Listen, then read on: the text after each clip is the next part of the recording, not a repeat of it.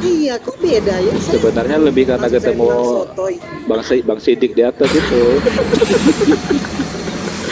Ya jadi ada beberapa orang teman-teman Kristen itu yang sebenarnya argumentasi itu menghancurkan doktrin kekristenan, di antaranya Sir Jody, Mas Aldo, Daniel, kemudian ada beberapa teman-teman Unitarian. Sir Jody di sidang sama si Kayapas, Kiamat, sama si Edis kemarin. Dibantai. Dan satu lagi itu Pak Hendritan. Jadi makanya saya bilang Pak Beni Irawan itu bahkan sempat debat hebat dengan teman-teman Tritunggal.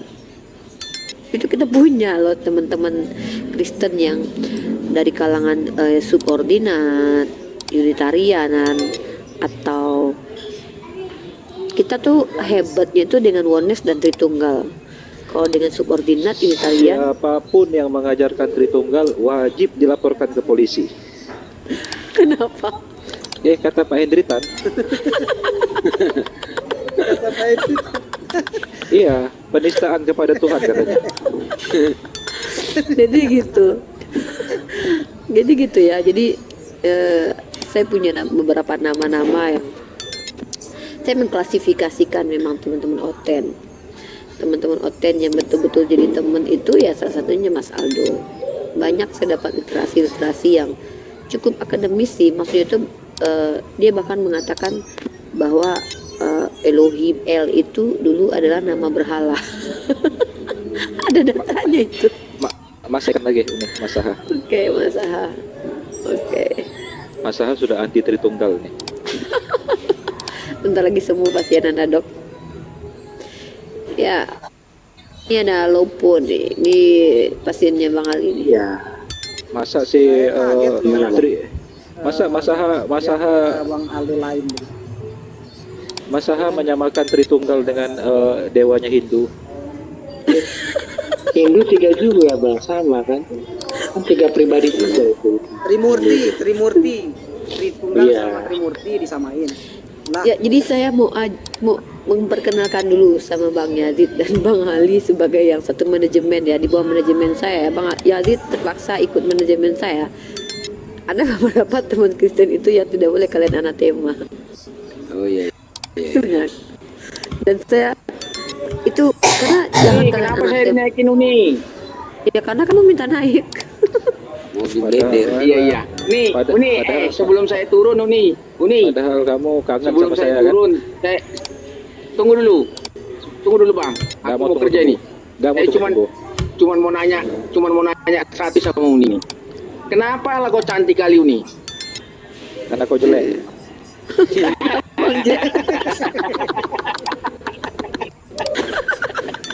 Karena Bang jelek.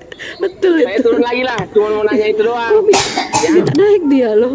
Dia minta naik. kalau kau ganteng, pasti kau pikir Uni biasa-biasa aja.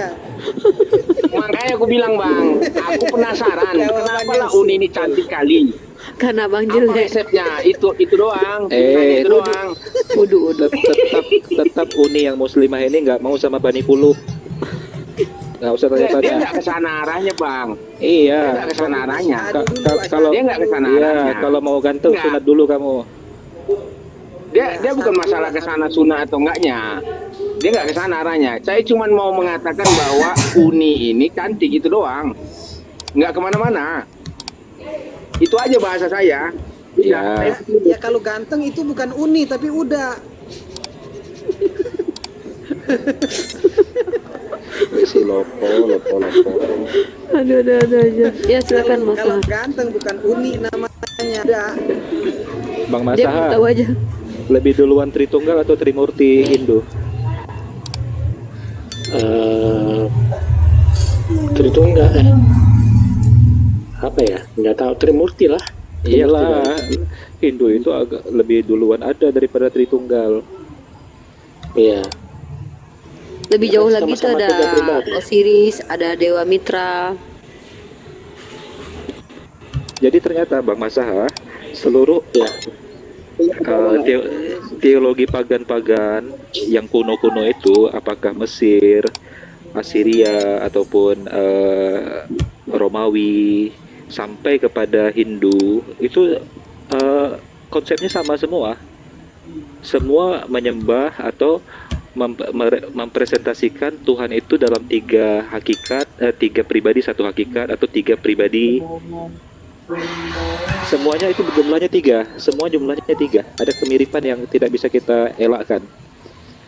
Iya, iya tahu Bang, kayak apa Isis, Horus gitu ya, Isis, Horus. Iya, kok ada kesamaan ini antara narasi pagan sama narasi Tritunggal gitu.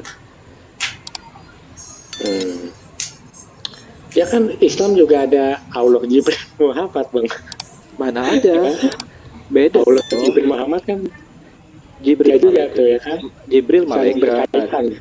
Beda, tapi tidak jelas kalau Islam Tuhan itu satu. Jibril makhluk, Nabi Iya, Muhammad makhluk kalau- ciptaannya. Kalau itu bukan Tritunggal, wong berbeda kok, orang oknumnya berbeda. Beda lagi yang Tritunggal, Allah Bapa, Allah Anak, Allah Roh, Brahma, Siwa, Wisnu, beda dong.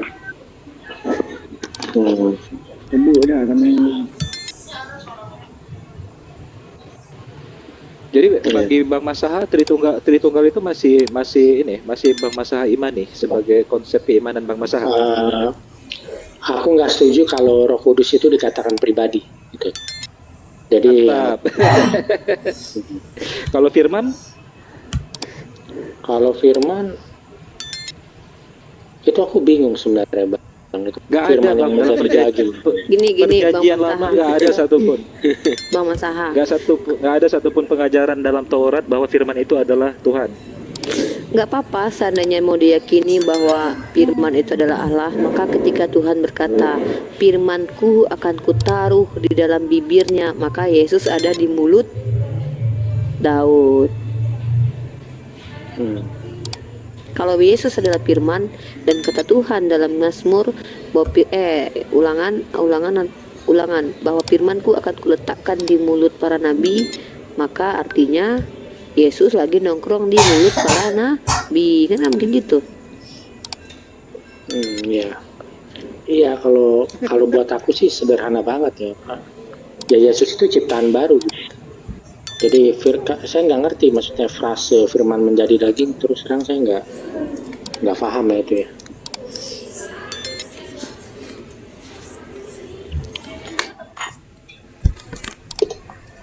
Silakan dibikin sembuh Bang Ali, sedikit lagi Bang.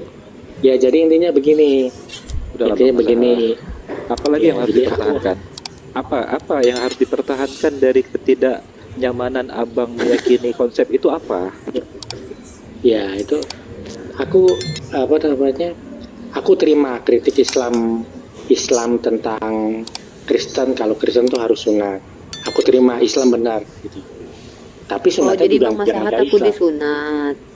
Aku udah disunat. Bang nih, sunat. aku disunat. Nah, Wah, kalau Nah. sunat Kristus Oh, iya. tidak berguna lagi. Udah, Nah. kita sebenarnya sudah beriman kepada Tuhannya Taurat, Tuhannya Bani Iya. Israel. iya. Aduh, parah. Orang Kristen namanya Yudaism itu. Ayolah Iya. Bang Masaha, kembali kepada ajaran akidah ayahmu, seorang Muslim. Soal penyaliban Yesus saja Bang, saya nggak bisa itu. Terus saya sangat mengimani gitu. Kenapa dengan kenapa harus senang dengan Yesus disalib? Karena itu kehendak Tuhan Bang. Di mana dalam Itu PL kehendak kan? Tuhan. Abang kan sekarang sudah mengakui bahwa PL lebih otentik daripada PB. Berikan saya satu ayat saja nubuatan bahwa Tuhan harus disalib atau harus mati atau harus terbunuh untuk mengampuni Anda. Satu ayat saja Bang Masaha. Ya itu Bang, peristiwa Ibrahim yang akan menyembelih anaknya itu Bang. Itu Itu ujian, Sebenarnya- Bang. Itu ujian dari Tuhan untuk melihat ketaatan dari sosok Ibrahim ketika mendapatkan mimpi berkali-kali dia menyembelih anaknya. Tapi apakah dia menyembelih anaknya? Tidak. Allah menggantinya dengan sembelihan atau dengan hewan kurban yang besar. iya Tidak buat saya terjadi itu peristiwa tersebut. Hanya itu saja, dan itu pun tersirat tidak tersurat.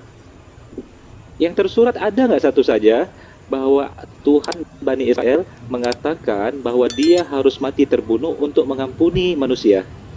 Satu saja Bang, baru Anda bisa pegang kokoh bahwa peristiwa penyaliban itu penting.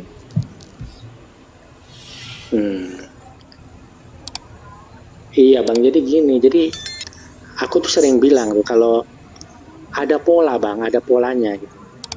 Kalau apa kesamaan Adam, Ibrahim, dan Tuhan? Kesamaan itu satu, mereka ini sama-sama punya 2 anak. Itu cocok Adam mungkin punya anak. Bang. Nah, iya, Adam punya anak, Kabil, Habil, Ibrahim, Ismail, Ishak, Tuhan, Adam, Yesus, ya kan? Ibrahim mau menyembelih anak keduanya, Ishak. Nah, Tuhan menyalibkan anak keduanya, Yesus. Habil anak kedua dibunuh, Kabil anak pertama. Nah, Yesus disalibkan tentara Roma, keturunan anak pertama, Adam. Jadi Tuhan ada pola yang indah gitu. Oke. Jadi Tuhan yang Maha Kuasa, pencipta alam semesta, yang manusia dan dunia ini merupakan partikel kecil dalam lingkup alam semesta yang begitu luas ciptaan Tuhan. Kita merasa penting sekali, seakan-akan kita segala-galanya bagi Tuhan harus mati nih kita. Pola apa ini Bang?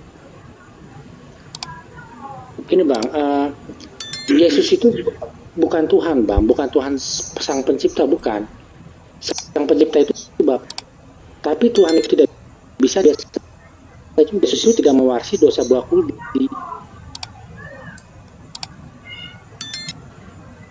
Kedua, tidak. Ini menyadarkan apa Bang? Kita sebagai partikel kecil sekali dalam tataran alam semesta. Jangankan dalam tata surya saja, bumi itu nggak ada apa-apanya dengan Jupiter, tidak ada apa-apanya dengan ini baru tata surya ya. Belum kita bicara Bima Sakti, belum lagi berbagai macam galaksi lainnya di alam semesta ini yang begitu luas, yang kita tidak punya pengetahuan apakah di sana memiliki kehidupan yang sama dengan kita atau tidak. Bisa saja Tuhan juga menciptakan makhluk-makhluk lainnya yang sedang mengalami kehidupan seperti kita di belahan galaksi yang lain. Hanya Tuhan yang tahu. Lalu kenapa kita merasa penting sekali? Kenapa kita memberi Tuhan sampai Tuhan harus mengutus anggalnya dan mati demi kita? Iya, karena kita juga sebenarnya itu, karena kita tuh cucunya Tuhan dari Adam, Bang. Astaga Bang. Iya, kita sebenarnya keturunan Tuhan Bang, keturunan Tuhan dari Adam. Anda sudah merasa diri Anda penting sekali bagi Tuhan, dan itu harus dipernihkan dulu. Anda lihat betapa lemahnya ya dalam tataran alam semesta ini. Satu meteor jatuh saja selesai bumi Bang.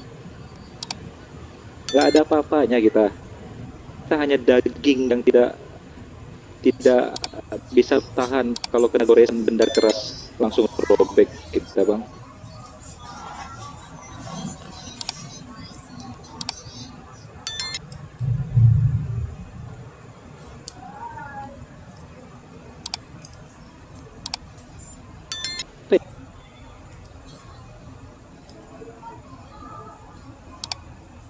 Pikiran ini untuk mengenal Tuhan yang benar, atau kita terjebak dalam tipu daya agar kita terjatuh dalam kekafiran dan kesyirikan kepada Tuhan. Itu aja konsep kehidupan ini, sederhana seperti itu saja Bang. Banyak kita ini nggak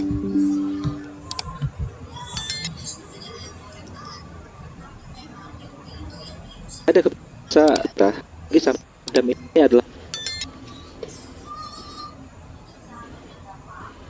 Anda sama sekali tidak bisa memberikan sebuah narasi yang tersurat, semuanya tersirat.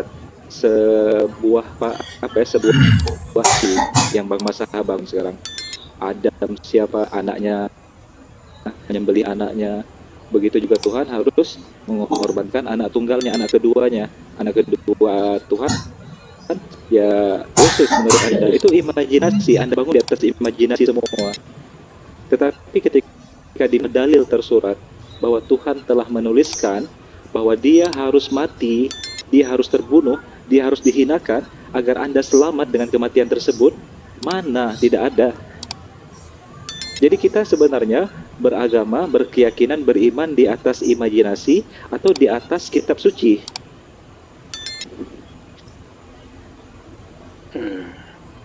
Itu pertanyaan besarnya kepada Bang Masaha sekarang. Anda membangun keyakinan Anda kepada Tuhan di atas imajinasi atau di atas kitab suci. Jika di atas kitab suci, pertanggungjawabkan di mana bahwa Tuhan telah menyatakan dirinya harus mati demi Anda.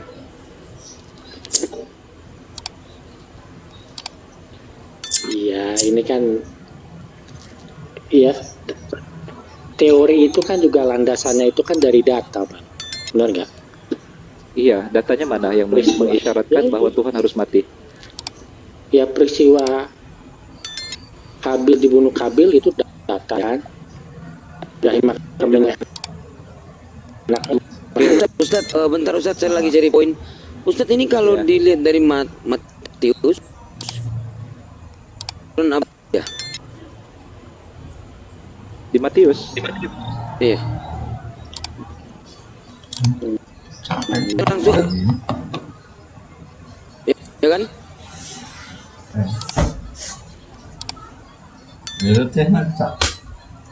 Peret. Bang, Matius kan bahas langsung dari anak Ishak, iya. ada Ismail. Dari Bani Israel. ya, dari anaknya Sarah, yaitu Ishak, kemudian Yakub dan seterusnya. Iya, saya lagi cari poin nih. Terus Iya. ada. Kalau di Ismail di mana ya, Ustadz? Dapat nggak literasi itu? Kalau Ismail itu di perjanjian lama. Kejadian, iya. Ya, Iya. Nah, ini yang perjanjian baru ini dia akan Ishak ya. Dia akan Ismail. Apa ya, Ismail? Oh iya. Ada betul. Ismail dibahas. Iya, betul. Oke. Ya, lanjut Ustadz, lanjut. Bang Masa cuma tinggal penyaliban Yesus saja. iya, tinggal melogiskan apa ya, keimanan Anda yang waras apa kepentingan di salib.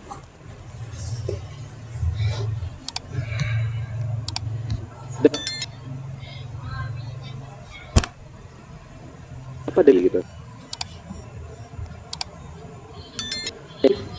Karena dia satu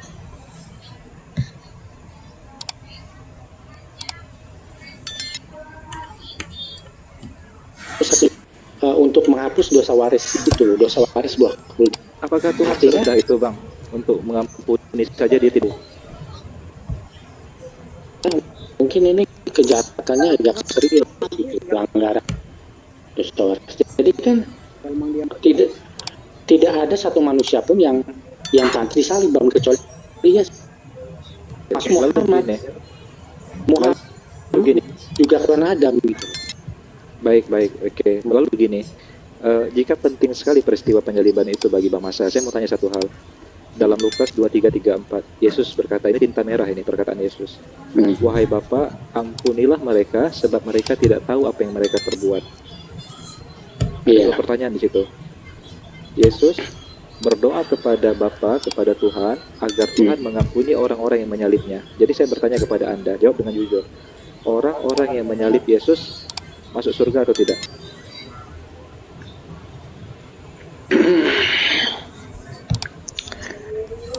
Ya, jujur sih kalau saya pribadi saya nggak percaya ada neraka ya. Kalau saya percaya kita semua masuk surga. Loh, enggak. Ini kan berdasarkan, loh, Anda gimana sih? Kalau ada surga masa tidak ada neraka? Ini ketika karena Yesus orang yang berdosa sama orang yang beriman sama aja. Ya udah nggak usah beriman. Kalau nggak ada neraka Karena- ya udah. Yuk main perang-perangan yuk. ya, Karena logikanya gini, Bang, karena logikanya itu kan Tuhan itu kan maha baik kan, Bang.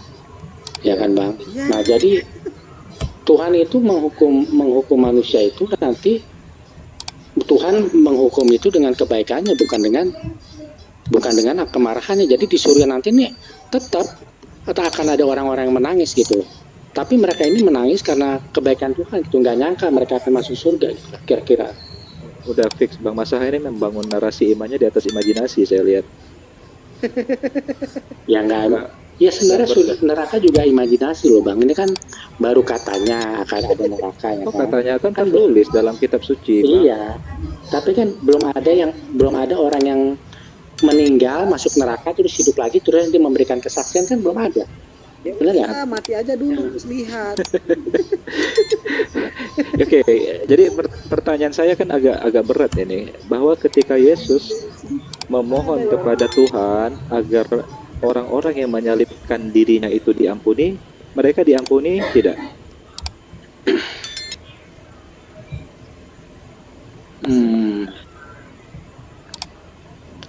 Ya mereka, Masa susah ya, kalau jawabnya? menurut saya sih, Hah? ya mereka secara tidak sadar sebenarnya melakukan kehendak Tuhan ya, menurut saya. Mereka diampuni atau tidak, pertanyaannya? Ini doa Yesus loh kepada Tuhan. Doa Yesus kepada Yesus ya, kan Yesus juga? Bukan, Bang. Oh, bukan. Tuhan itu bapaknya Yesus, bukan Yesus siapa? Jadi Yesus Yesus anaknya, Bang. Yesus anaknya. Tapi Tuhan bukan Yesus. Yesus itu Tuhan dalam pengertian dia tidak mewarisi dosa buah kuldi gitu loh. Iya, Dia ya udah beda, Tuhan. ciptaan yang beda. Ya udah, berarti Tuhan. Tanya Ini dia. Tuhan. Oke lah, Tuhan anak, Tuhan Nah, kecil, gitu. Nah, berdoa kepada Tuhan besar Nah, agar orang-orang yang menyalibkan, membunuh Tuhan anak diampuni. Diterima nggak doa Tuhan anak ini sama Tuhan besar? saya nggak bisa jawab, Bang. Loh, Saya nggak tahu, Bang. Nggak tahu.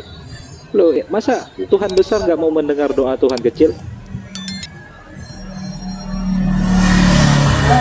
Ya, Kan satu hakikat mereka. oh iya dia pasti sedang- diampuni. Pasti diampuni. begitu dong, gitu. Pasti diampuni. Bang, oke, bagus ya, diampuni ya. Dosa membunuh Tuhan saja diampuni sama Tuhan. Masa dosa Adam makan buah kuldi sampai sebegini ribetnya pikiran Anda? Gini loh, Bang. Kan pertanyaannya kayak gini harusnya apa? Enggak. Kenapa Adam yang makan? Saya tanya, lebih besar mana dosa bunuh Tuhan sama dosa makan kuldinya Adam? Jawab jujur.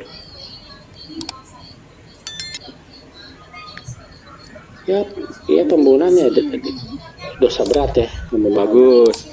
Clear bang, itu cara berpikir yang sehat. Yesus mendoakan kepada Tuhan besar agar mengampuni dosa-dosa orang yang membunuhnya. Masa orang yang membunuh Tuhan saja diampuni sama Tuhan, lalu Anda masih terjebak dalam narasi dosa Adam? Iya. Aja keluar.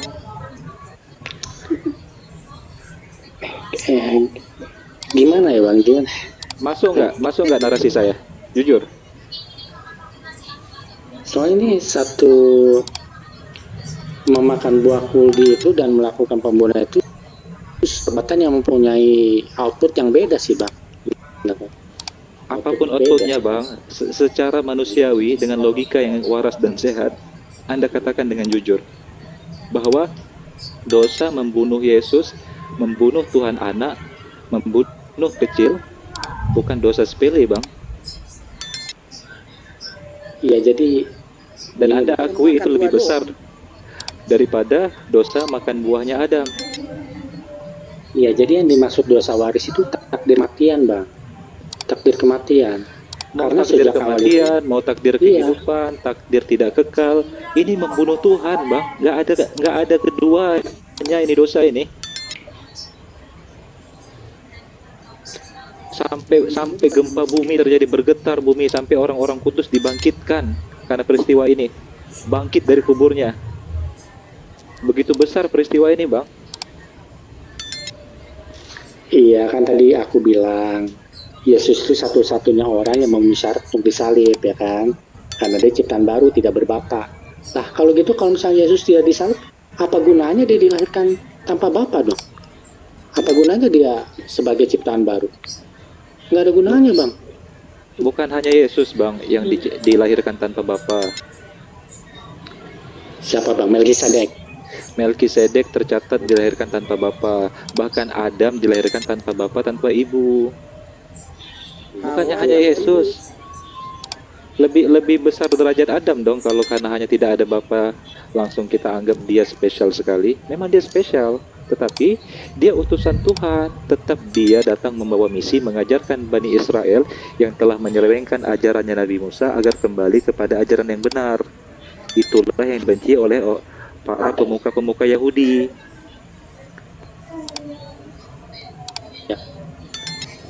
Ustaz, izin turun dulu ya Ustaz ya, saya makan dulu ya, terbalik lagi. Siap Ustaz Sidik, siap. Parkir aja di sini, parkir aja. Oke Ustaz ya.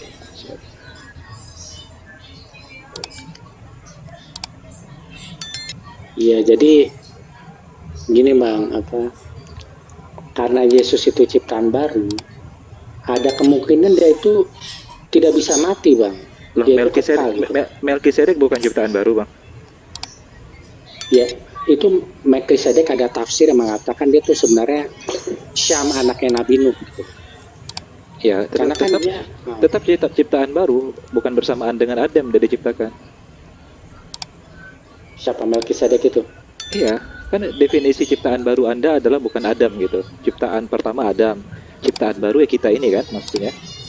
Bukan, ciptaan baru ya Yesus itu. Karena dia tidak berbapak kan, tidak punya bapak. Terus Melkisedek tidak punya bapak? Melkisedek juga begitu. Nah itu, Melkisedek itu ada yang bilang itu sebenarnya itu Syam anaknya Nabi Nuh, satu Sem gitu. Mana teksnya? Mana? Iya, memang nggak ada teksnya. Nah, kalau cuman asumsi saya juga bisa bilang, jangan-jangan si Melkisedek itu anaknya Om Safir di samping rumah saya. Soalnya namanya juga Melkisedek. Kan asumsi. Boleh dong. Yang tukang jualan cilok di samping rumah saya kayaknya Om Sedek juga kan, namanya Om Sedek juga. Lalu Gak boleh berasumsi lah kalau dalam pergumulan. iya, terus kalau narasinya karena Yesus dibangkitkan, ternyata bukan hanya Yesus yang dibangkitkan. Disebutkan di sana ada orang-orang kudus yang telah meninggal bangkit juga. Jadi nggak spesial dong kebangkitan itu. Kalau ternyata ada orang lain juga bangkit. Dan bahkan ada yang udah tulang belulang bangkit lagi, terus mati lagi gitu. Jadi spesialisasi kebangkitan itu kan udah nggak wow banget gitu. Soal kelahiran juga udah nggak wow banget, karena Yesus bukan satu-satunya ciptaan yang tanpa ayah. Ada yang tanpa ibu, tanpa ayah. Ada yang tidak ada ibu malah punya ayah. Sekarang kalau masih kalau pertahankan mukjizat, ya semua nabi punya spesialisasi masing-masing. Begitu juga kalau kita tuntut, apakah Yesus pernah membelah laut seperti Musa? Nggak pernah. Oh, berarti jagoan Musa dong. Kan nggak enak kalau gitu. Nggak enak kalau begitu, jadi nggak spesial dong. Jadi begini, dalam beriman itu ya masyaha ini ya, siapa namanya, itu nggak boleh kita berasumsi, kita nggak boleh melampaui yang ada tertulis. Jadi apa-apa itu dalilnya ada. Kalau nggak ada dalil itu namanya bidat. Kita bilang apa? Kalau orang Islam bilang bid'ah. Kulu bidatin dolala wa kula dolalatin finnar. Ada tuh hadisnya. Jadi kalau kita mau lihat narasi-narasi perbandingan mukjizat, itu memang akan menihilkan mukjizatnya Yesus sendiri. Yesus bahkan tidak pernah belah laut. Yesus tidak pernah mendatangkan air bah. Yesus tidak pernah dibakar seperti Ibrahim. Yesus, ya banyak yang Yesus juga tidak pernah, Bang. Tapi Yesus memiliki keunikannya tersendiri sebagai utusan Tuhan. Halo semuanya, aku comeback guys. Halo Sleepy. Halo Bang Ali. Halo. Bang Malsaha. Halo Sleepy. Gimana kabar? Aku mau ngomong sama Sleepy dulu bentar. Boleh nggak? Bang Ali tuh lagi Boleh. Bahasa gaul. Boleh. Tambah ujang. Jangan nambah. Sleepy. Halo bro. Kenapa mami? Ngapain naik-naik kayak gitu terus berantem gitu? Gak tahu si Michan tuh. Aku kan cuma bilang tuh sama yang respon, katanya ada 70 murid Tuhan Yesus kan. Terus tiba marah lah. Aku kan gak respon sama dia. Ya Kamu pengen orang tua kamu ngeliat gitu? enggak. Ini diupload di YouTube. Semua itu diupload di YouTube. Kamu bakal kedetek sama orang tua kamu. Iya kan? Iya, ini diupload di YouTube. Suara kamu itu nggak akan bisa dibohongin. Oke. Ya, itu bahaya buat kamu dan keluarga kamu. Kecuali kamu nggak sayang lagi sama keluarga kamu, masih 15 tahun sayang. Oke. Jadi gini, mami punya ini buat kamu, punya option. Jadi kamu bisa naik ke room, tapi roomnya nggak ada kaitannya sama teologi. Kamu boleh naik ke room itu. Nanti kamu lihat Nona Cebi. kamu follow dia, nanti kita ngobrol di situ apapun, tapi nggak terkaitan sama teologi. Gimana? Saya ingin dari perdebatan. Pertama, orang tua kamu itu, kamu tahu kan kerjaan mereka apa? Kamu tentu tahu lah, nggak mungkin nggak tahu. Berdoanya buat mereka.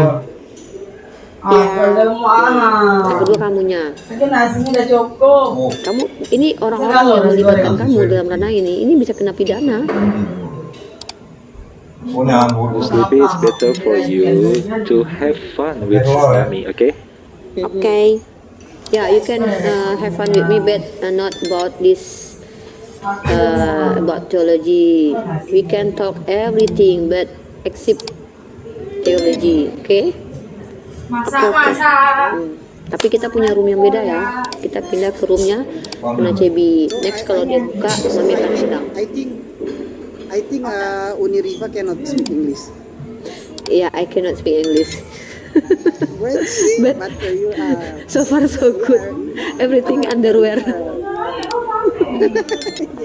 Oke, untuk saat ini kamu boleh, tapi kamu standby, don't talking dan About silent. Oke, diam di sini biar kamu gak kelayapan kemana-mana. Diam, jangan ikut-ikut. Oke, Oke. keep silent. Oke, silakan, close your silakan papi, lanjut. Uncle Masaha. Ya, yes. Ya bang. Jadi kan saya rasa sudah tidak bisa dipertahankan lagi urgensi Yesus harus disalib karena tidak dinubuatkan secara tersurat dalam perjanjian lama. Begitu juga dalam perjanjian baru, Yesus tidak pernah mengatakan dirinya itu harus mati untuk menebus dosa secara tersurat ya. Jangan main tersirat, tapi semuanya itu di atas imajinasi lagi. Di atas. Ya.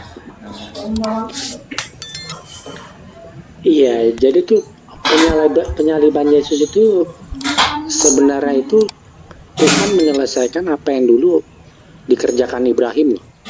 Ibrahim mau menyembelih anaknya kan nggak jadi. Nah, diselesaikan Tuhan dengan menyelesaikan penyembelihan anaknya sendiri. Berarti Tuhan memang menuntut agar ada darah manusia yang tertumpah gitu ya.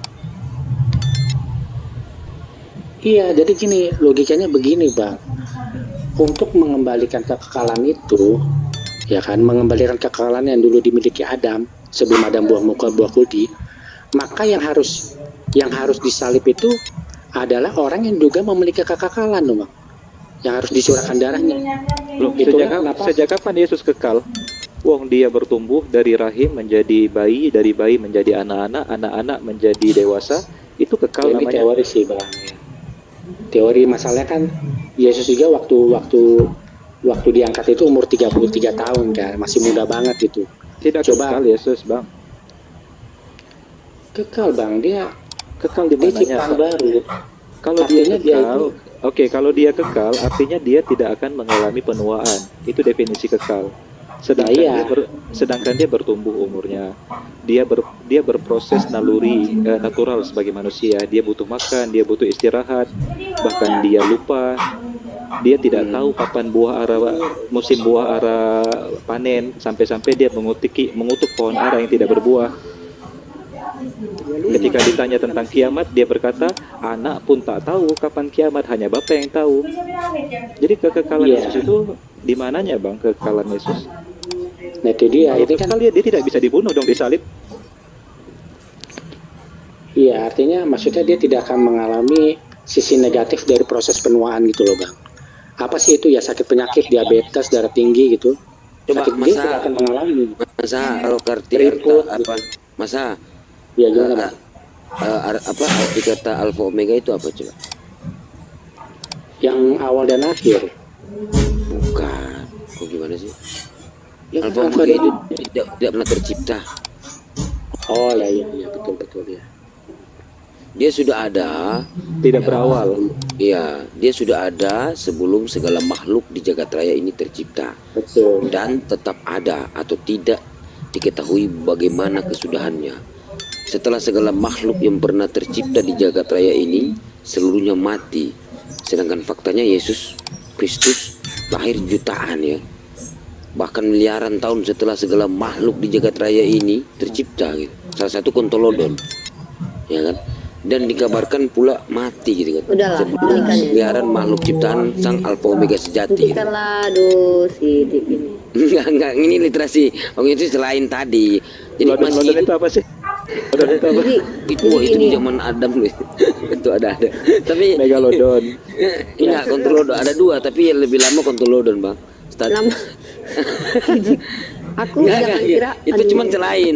Jadi enggak itu selain ini ada kontolodon. Slippy, ada Nacil. Ya enggak. Jadi sampai tiba waktunya kelak kiamat tiba, dan ironisnya Yohanes yang sama dalam kitab yang sama, yakni dalam Wahyu 3:14 menegaskan pula bahwa sesungguhnya ia adalah ciptaan Allah. Coba kamu buka Wahyu 3 nomor 14. Sehingga wajar saja terdengar sungguh amat menggelikan jika beliau disebut mengaku pula sebagai Alfa Omega. Gitu loh. Nah, kalau kita bahas tentang Alfa Omega yang sebenarnya itu dari mana kata itu? Alfa Omega berasal dari bahasa Yunani Koine di daratan Eropa. Bahasa yang digunakan oleh bapak moyang gereja awal untuk menulis buku tebal bernama Biblos. Ya, maaf ya di sini dituliskan, saya baca ya, hasil comot dari sana sini tulisan kitab-kitab dan karangan orang terdahulu. Lalu mereka jadikan sebagai kitab suci Kristen. Seperti yang terjemahan ini yang teman-teman imani sebagai buku yang sama suci dengan Biblos asli gitu ya. Sampai sekarang ini padahal terjemahan Biblos yang kalian beri nama kitab ini maaf kata ya, di sini tertulis hasil comot perbedaan kata dari Al-Quran. Itu sejatinya adalah kitab terjemahan dari salinan terjemahan yang disalin dari salinan terjemahan kitab. Gitu. Salinan yang diterjemahkan lalu disalin dan diterjemahkan lagi untuk selanjutnya terus menerus diterjemahkan dan disalin terjemahannya hingga sekarang ini gitu. Nah, seperti kalau kita lihat ya nama-nama Allah itu kita lihat. Itu kita pernah bahas sama Uni Rifa itu dengan siapa ya itu waktu itu, yang menaruh nama Allah itu pertama kali di Indonesia kan, yang terjemah itu dari Ya, di Rumbi Yahudi. Jadi di Rumbi Yahudi. ada beberapa perspektif ya. Kalau dari LAI sendiri, menurut hasil seminar mereka mengatakan bahwa kata Tuhan itu berasal dari kata sebut, dari kata Tuhan yang jadi Tuhan, dan ada yang mengatakan dari kata Tuhan yang arti itu lebih ke apa ya, gusti gitu. Terus kemudian ada lagi, kalau kalian lihat di dalam teks-teks sebelum tahun berapa gitu, tahun salah satu siapa namanya dekret gitu, siapa sih orangnya? Nah Iya, dia yang siapa namanya? coba menyisikan. Nah, kita kemarin tuh lupa catat literasinya ya, aku lupa catat bagian itu. Ada. Itu bisa kita kasih lagi sebagai bahan kajian. Itu pertama kali kata Tuhan itu datang. Tuhyang itu bahasa Sanskerta, bahasa Hindu. Iya bahasa. Ada sejarah yang mengatakan itu dari kata Tuhyang, karena salah satu naskah Melayu tertua gitu. Jadi sudah ada kata-kata seperti itu, istilah-istilah begitu. Tapi saya lupa nyatet info itu, karena kemarin tuh banyak sekali informasi waktu itu ya, dari Bang Farhan, dari Bang Neflos, kemudian dari Billy, dari Ishak, Bang Elit nyatet. Iya, ada. Harusnya kita Ada next tuh aku pengennya kita tuh nge-zoom dan data-data itu kita jadikan satu PPT gitu. Jadi kita bisa sebar ke amunisikan ke teman-teman lain gitu. Pengennya gitu. Biasanya kami gitu dulu. Nanti lah next kita kayak gitu lagi lah. Jadi kita tuh nge-zoom, dalam zoom itu kita nanti akan paparkan dulu tuh presentasi semua, nanti saling memberikan pandangan, nanti baru data itu dijadikan satu PPT, itu baru dilempar pasar gitu. Nanti Bro Masaha saya sarankan ada saudara kita, teman kita yang pernah mengalami perjalanan spiritual seperti Anda, dari seorang Kristen akhirnya menjadi Mesianik, bahkan Judaism ya, akhirnya percaya kepada perjanjian lama. Brother Umar namanya, Umar Al-Fariski ya nama akunnya. Ya, namanya awalnya tuh Valen ya. Valen, Dia ya. dari Mesianik, kemudian pindah ke Yahudi, dan akhirnya dia menjadi Muslim sekarang. Umar Al-Fariski. Jadi saya rasa jalan pikiran Anda sudah sama dengan apa yang pernah dia alami, dan dia bisa memberikan konklusi yang tepat untuk Anda nantinya. Ya, sebenarnya Mas Saha ini sudah paham sih, dia itu nalarnya di jalan, cuman ya itu tadi dia takut dicoret dari kakak aja. Kalah. Wong dia bapaknya muslim. Nggak dari kakak istrinya. Kalau istri itu insya Allah ikut suami. Itu kan istri dalam muslim, Bang Ali. Kalau macam-macam muslim seperti saya nih ikut, tapi kalau kayak istrinya masa, jangan-jangan dia yang ikut istrinya. Anda ini, Loh, jangan kan- sama-sama kan perempuan muslimah. jangan takut.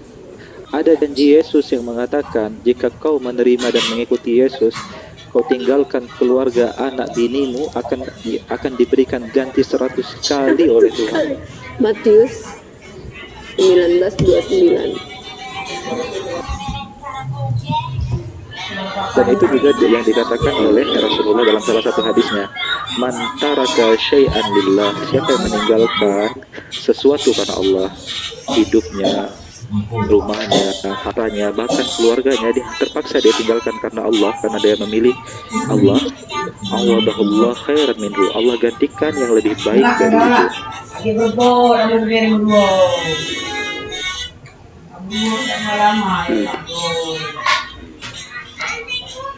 Begitu masalah. Iya, terus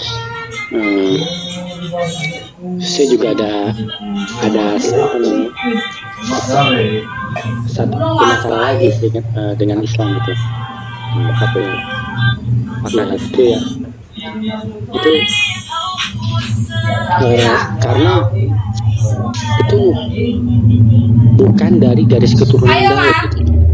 Sedangkan Mesias itu harus dari garis keturunan Daud. Oke, aku kasih Gitu. kamu. Baik. Kamu standby di situ ya. Nih, aku kasih data kamu. Coba sekarang kamu buka dalam 1 Raja-Raja 1, 2, 3 sampai 4. Coba buka dulu tuh. Ada kan Bible? 1 Raja-Raja berapa Uni? 1 Raja-Raja pasal kedua ayat 3 sampai 4. Buka dulu tuh. 1 Raja-Raja Standby ya Mas Mahaya, pegangan. kedua, pasal kedua sampai 4. Coba baca itu. 1 supaya Tuhan kan, dan supaya Tuhan menepati janji. Lakukanlah kewajibanmu. Lakukan Yang kewajibanmu. Oh, 1 Raja-Raja 2 nomor 4. Tiga dari 3 dulu.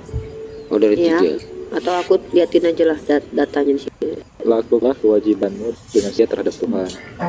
Terus siapa yang buka ini biar Mas Sahal lihat dalil? Buka aja nih. 1 Raja-Raja 2 4 atau 2 3? Aku sering ngelek Pasal 2 ayat 3 sama pasal 4. 2 anu. 1 Raja-Raja pasal 2. Oh, pasal 2 3. Oh, Gunakan lakukanlah ya. nalar Anda. Lakukanlah kewajibanmu dengan setia terhadap Tuhan Allahmu, dengan hidup menurut jalan yang ditunjukkannya, dan dengan tetap mengikuti segala ketetapan perintah, peraturan dan ketentuannya seperti yang tertulis dalam hukum Musa, supaya engkau beruntung dalam segala yang kau lakukan dan segala yang kau tuju, ya kan?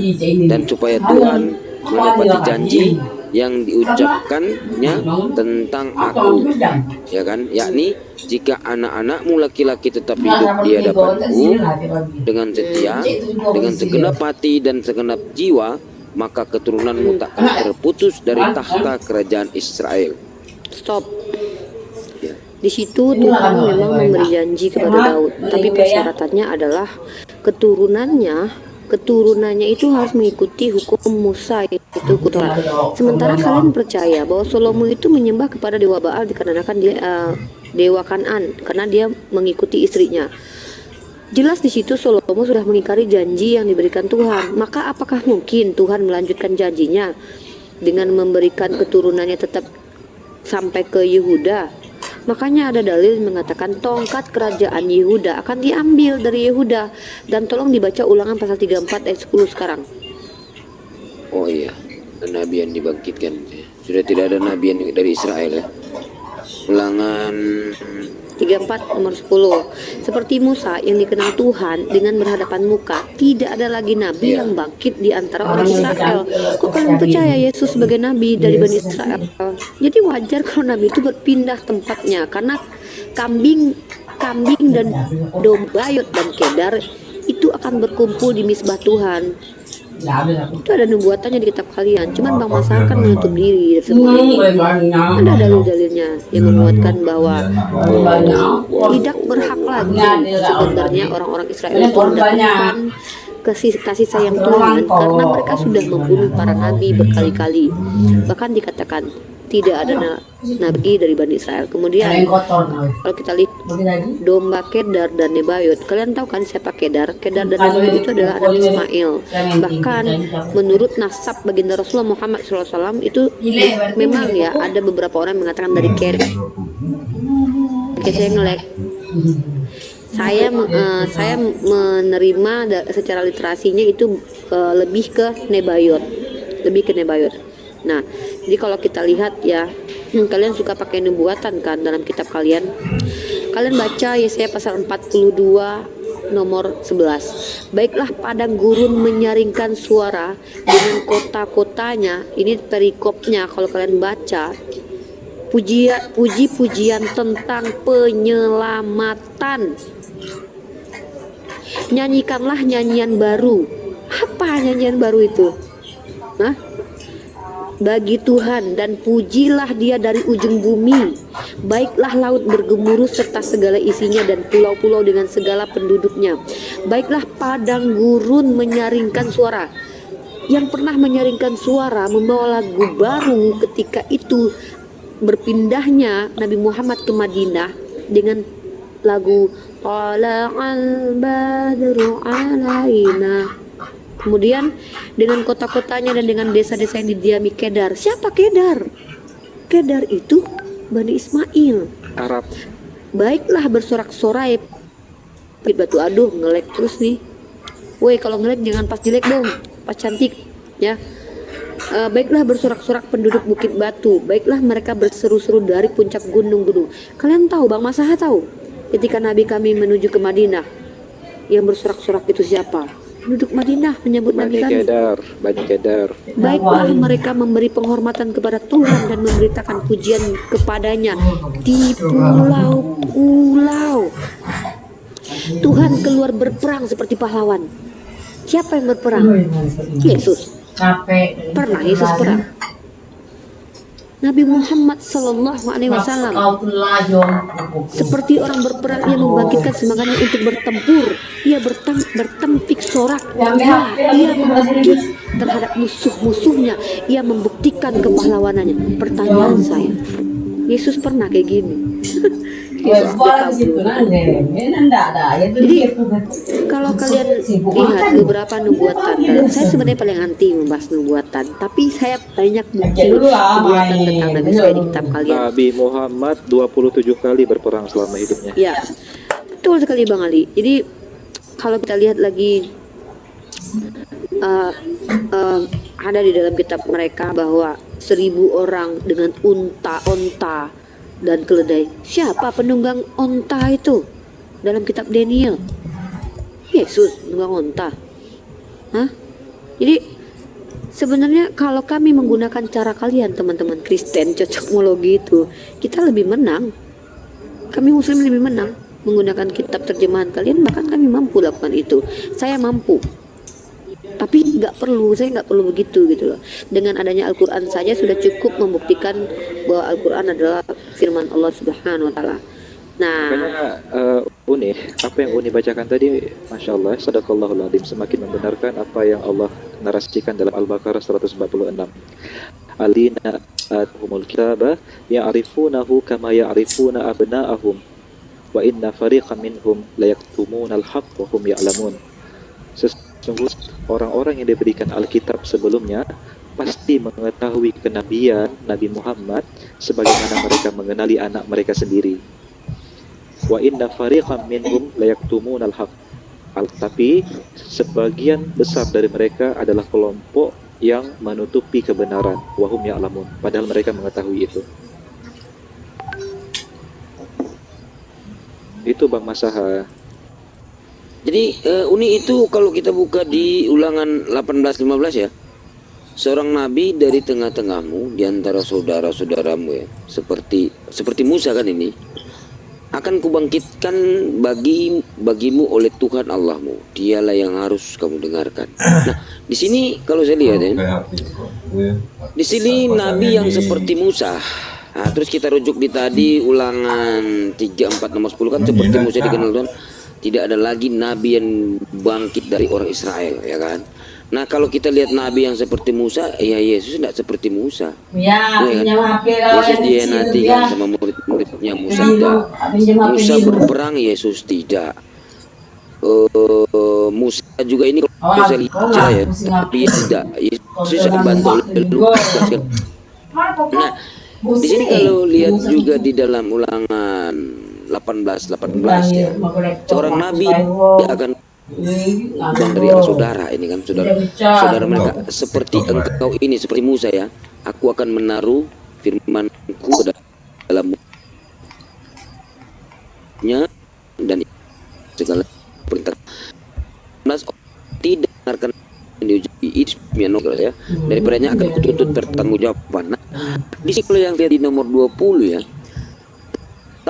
tapi seorang berani mengucapkan demi namaku perkataan yang tidak kutakut, Ya di HP kan ada TikTok tak, Bu? atau yang berkata demi nama Ya, Boy. Allah lain, nah itu harus dibunuh. HP kecil kan Nah, ada ini kalau saya TikTok lihat tak? ini merujuk kepada ya ini, karena Ada matinya TikTok tak? Tahu juga. Paulus, menurut Iya. pendapatku, menurut pendapat Perlu. firman Tuhan banyak sekali ayat seperti itu, dan dia adalah seorang nabi dalam kitab para rasul. Saya akan lagi ya, lagi tentang nubuatan Nabi Muhammad SAW. Mungkin kalau kita melihat semua dalam kitab, ya kalian suka pakai nubuatan kan? Saya sebenarnya paling anti, saya bilang, tapi ya harus saya sampaikan ini gitu loh. Coba kalian lihat di dalam kitab Ulangan pasal 33 nomor 2 itu. Tuhan datang dari Sinai dan terbit kepada mereka dari Seir. Ia tampak bersinar dari pegunungan Paran dan datang dari tengah-tengah puluhan ribu orang yang kudus. Di sebelah kanannya tampak kepada mereka api yang menyala. Pernah kalian melihat Yesus bersama orang-orang kudus, ribuan orang-orang kudus, kecuali zombie yang bangkit ya, dan itu siapa ribuan, saya nggak tahu itu. Kemudian kalau kalian lihat lagi Firman-Ku yang diucapkan di dalam kitab Yesaya pasal 21 nomor 13. adalah sebelum membacakan firman Tuhan yang diturunkan, Nabi itu selalu membaca, aku berlindung kepada Allah Rabbi. Ya, Dengan nama Allah yang Maha. Bismillahirrahmanirrahim. Bismi Elohim.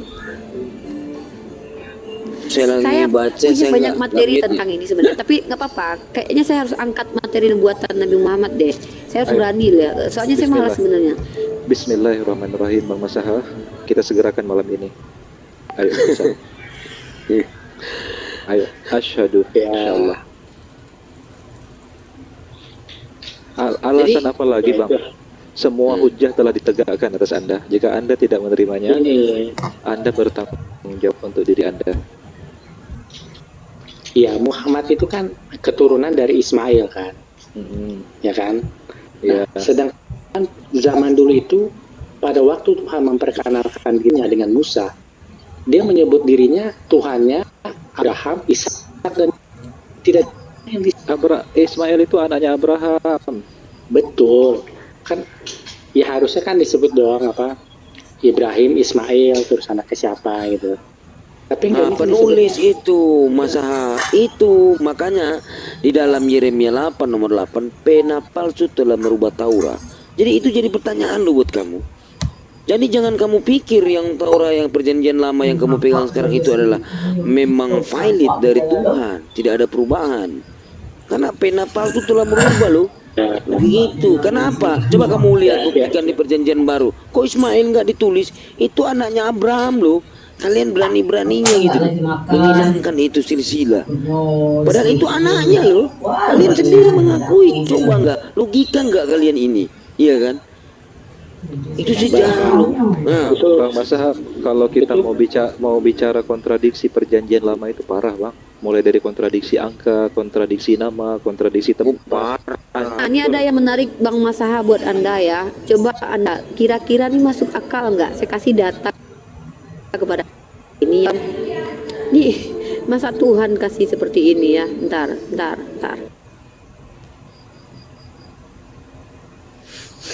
Tuhan bersiul, perjanjian lama bersuit. Wih, Tuhan ada berkelah. pula itu ayat.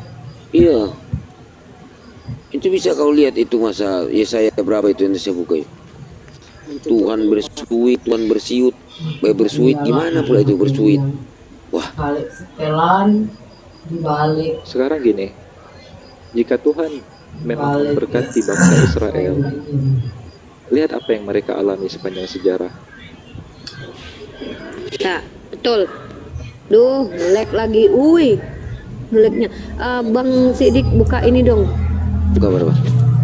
Buka di 2 Tawarik pasal 21 nomor 5. 2 Tawarik. Ini kisah tentang Yoram ya. 2 Tawarik apa? 2 Tawarik pasal 21 nomor 5.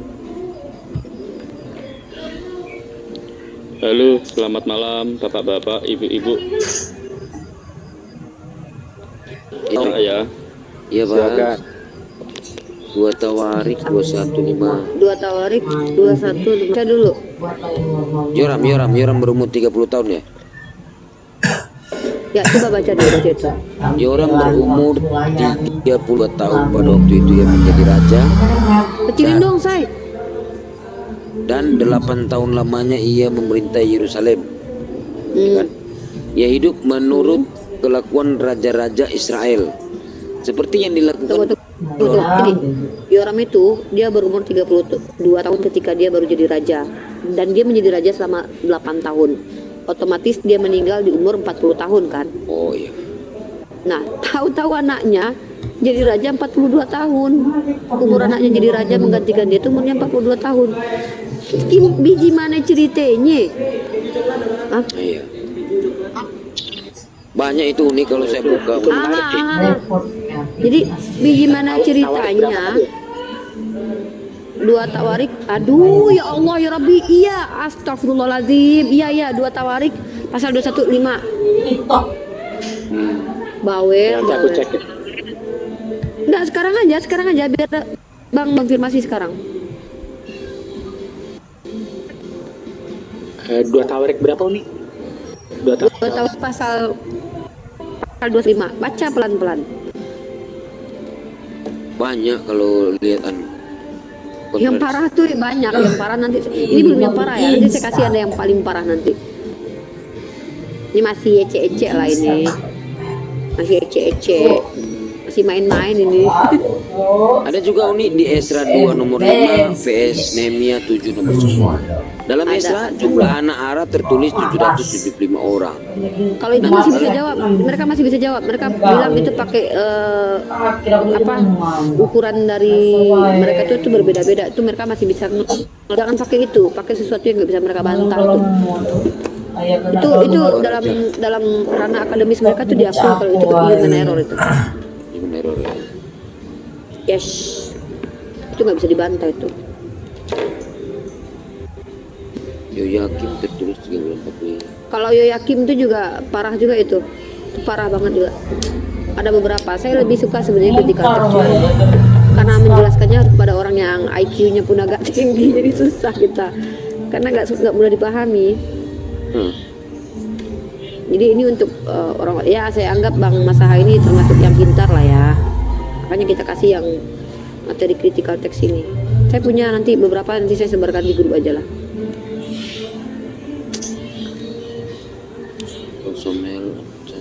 Udah Bang Masaha coba dibaca dulu. Mana itu yang anak yang 42 tahun nggak? Ya baca dulu. Nanti saya kasih lagi. Pahami dulu itu. Apa yang tanggal itu? Nanti biar jangan dilintir-lintir gitu. Iya, dia Ya. meninggal umur 40 tahun kan. Ya. Masa pemerintahannya Oke. cuma 8 tahun gitu ya. Udah, baca di 2 Tawarik pasal 22 nomor 1 sampai 2. Ini namanya anakronisme, Bang. Anakronisme. Kronis Ini kalau di- banget malahan. Nih, kalau di ada juga di Yohanes 1:18 ya. Aduh, melek. Ih, Sama kenapa kejadian sih, 18. Sama kejadian 18 nomor 1 dan Keluaran 32:30 ya. Di sini kan tertulis nih ya. Kalau di Yohanes 1:18 hanya Yesus yang melihat Allah gitu kan. Nah kalau kita di Kejadian 18 dan 32, Abraham dan Yakub pernah melihat Allah gitu. Iya. Gitu ya. Itu masih bisa ini, mereka masih bisa ngeles. Bisa ngeles ya. Masih. Jangan yang bisa ngeles lah, kasih yang nggak bisa ngeles Iya, lah. bentar. Lalu mengangkat Ahazia, anaknya yang bungsu, menjadi raja menggantikan dia, karena semua anaknya yang lebih tua umurnya telah dibunuh oleh gerombolan yang datang ke tempat perkemahan bersama-sama orang-orang Arab. Dengan demikian Ahazia anak Yoram raja Yehuda menjadi raja. Ahazia berumur 42 tahun. Aduh, ngelek lagi. Tutuplah kameranya. Oke, Bang Masaha. Jadi Ahazia itu anaknya Yoram itu menjadi raja di umur 42 tahun. Yoram menjadi raja pada saat 32 tahun.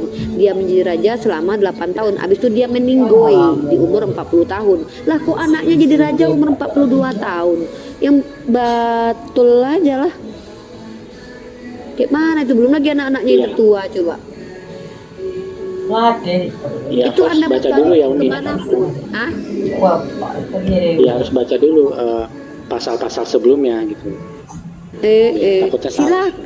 Silakan. Bahkan itu sekolah kalian aja nggak bisa jawab itu. Karena di ayat lainnya dikatakan 22. Maaf Bapak Ibu, ini diskusi teologi atau gimana ya? Ya diskusi Maaf, ini baru teologi gabung. boleh. Kan ada ininya Pak, ada deskripsinya tuh, lintas iman, keyakinan, teologi. Karena berhubung Diskusi saudara Masaha ingin masuk Islam sebentar lagi. Iya. Kenapa Pak Godong? Oh enggak apa-apa sih, nyimak Pak. Iya, siap. Pak Godong ada pertanyaan atau mau ditanya? silakan Pak, kalau mau diskusi boleh. Ini masalah lagi mencari kebenaran gitu kan. Sebagian dia udah tolak tentang ajaran-ajaran Paulus gitu kan. Karena kalau lihat dari ajaran-ajaran Paulus dan Yesus bertentangan gitu kan. Ajaran Yesus kan? Ajaran Paulus salah satu yang paling mengetapnya ya 1 Korintus 5 nomor 7 gitu. Dikatakan pula situ Yesus yang disembelih anak domba. Setelah diminta Pak, misalnya kan gini Pak, wajar kan Pak, tanyakan gini, mana Yesus mengatakan dia anak domba. Nah, dikatakan juga di Galatia 3:13 Yesus terkutuk Pak di dalam sana Pak. Katakan pula 1 Korintus 4 nomor 10, kami bodoh karena Yesus. Wah, ini bahaya nih Paulus nih. Ada pula yang memfitnah Yesus dia Pak. Kalau boleh saya Kita tunggu jawaban Bang Masaha malam ini juga ya. Gimana pendapat dia tentang hal itu? Itu masih ece-ece itu. Belum lagi saya kasih sesuatu yang lebih kejam lagi nanti. Iya. kalau boleh saya berpendapat, tapi ini sifatnya umum ya Pak. Pendapat saya tidak mengutip pada ayat atau dalil atau apapun sih.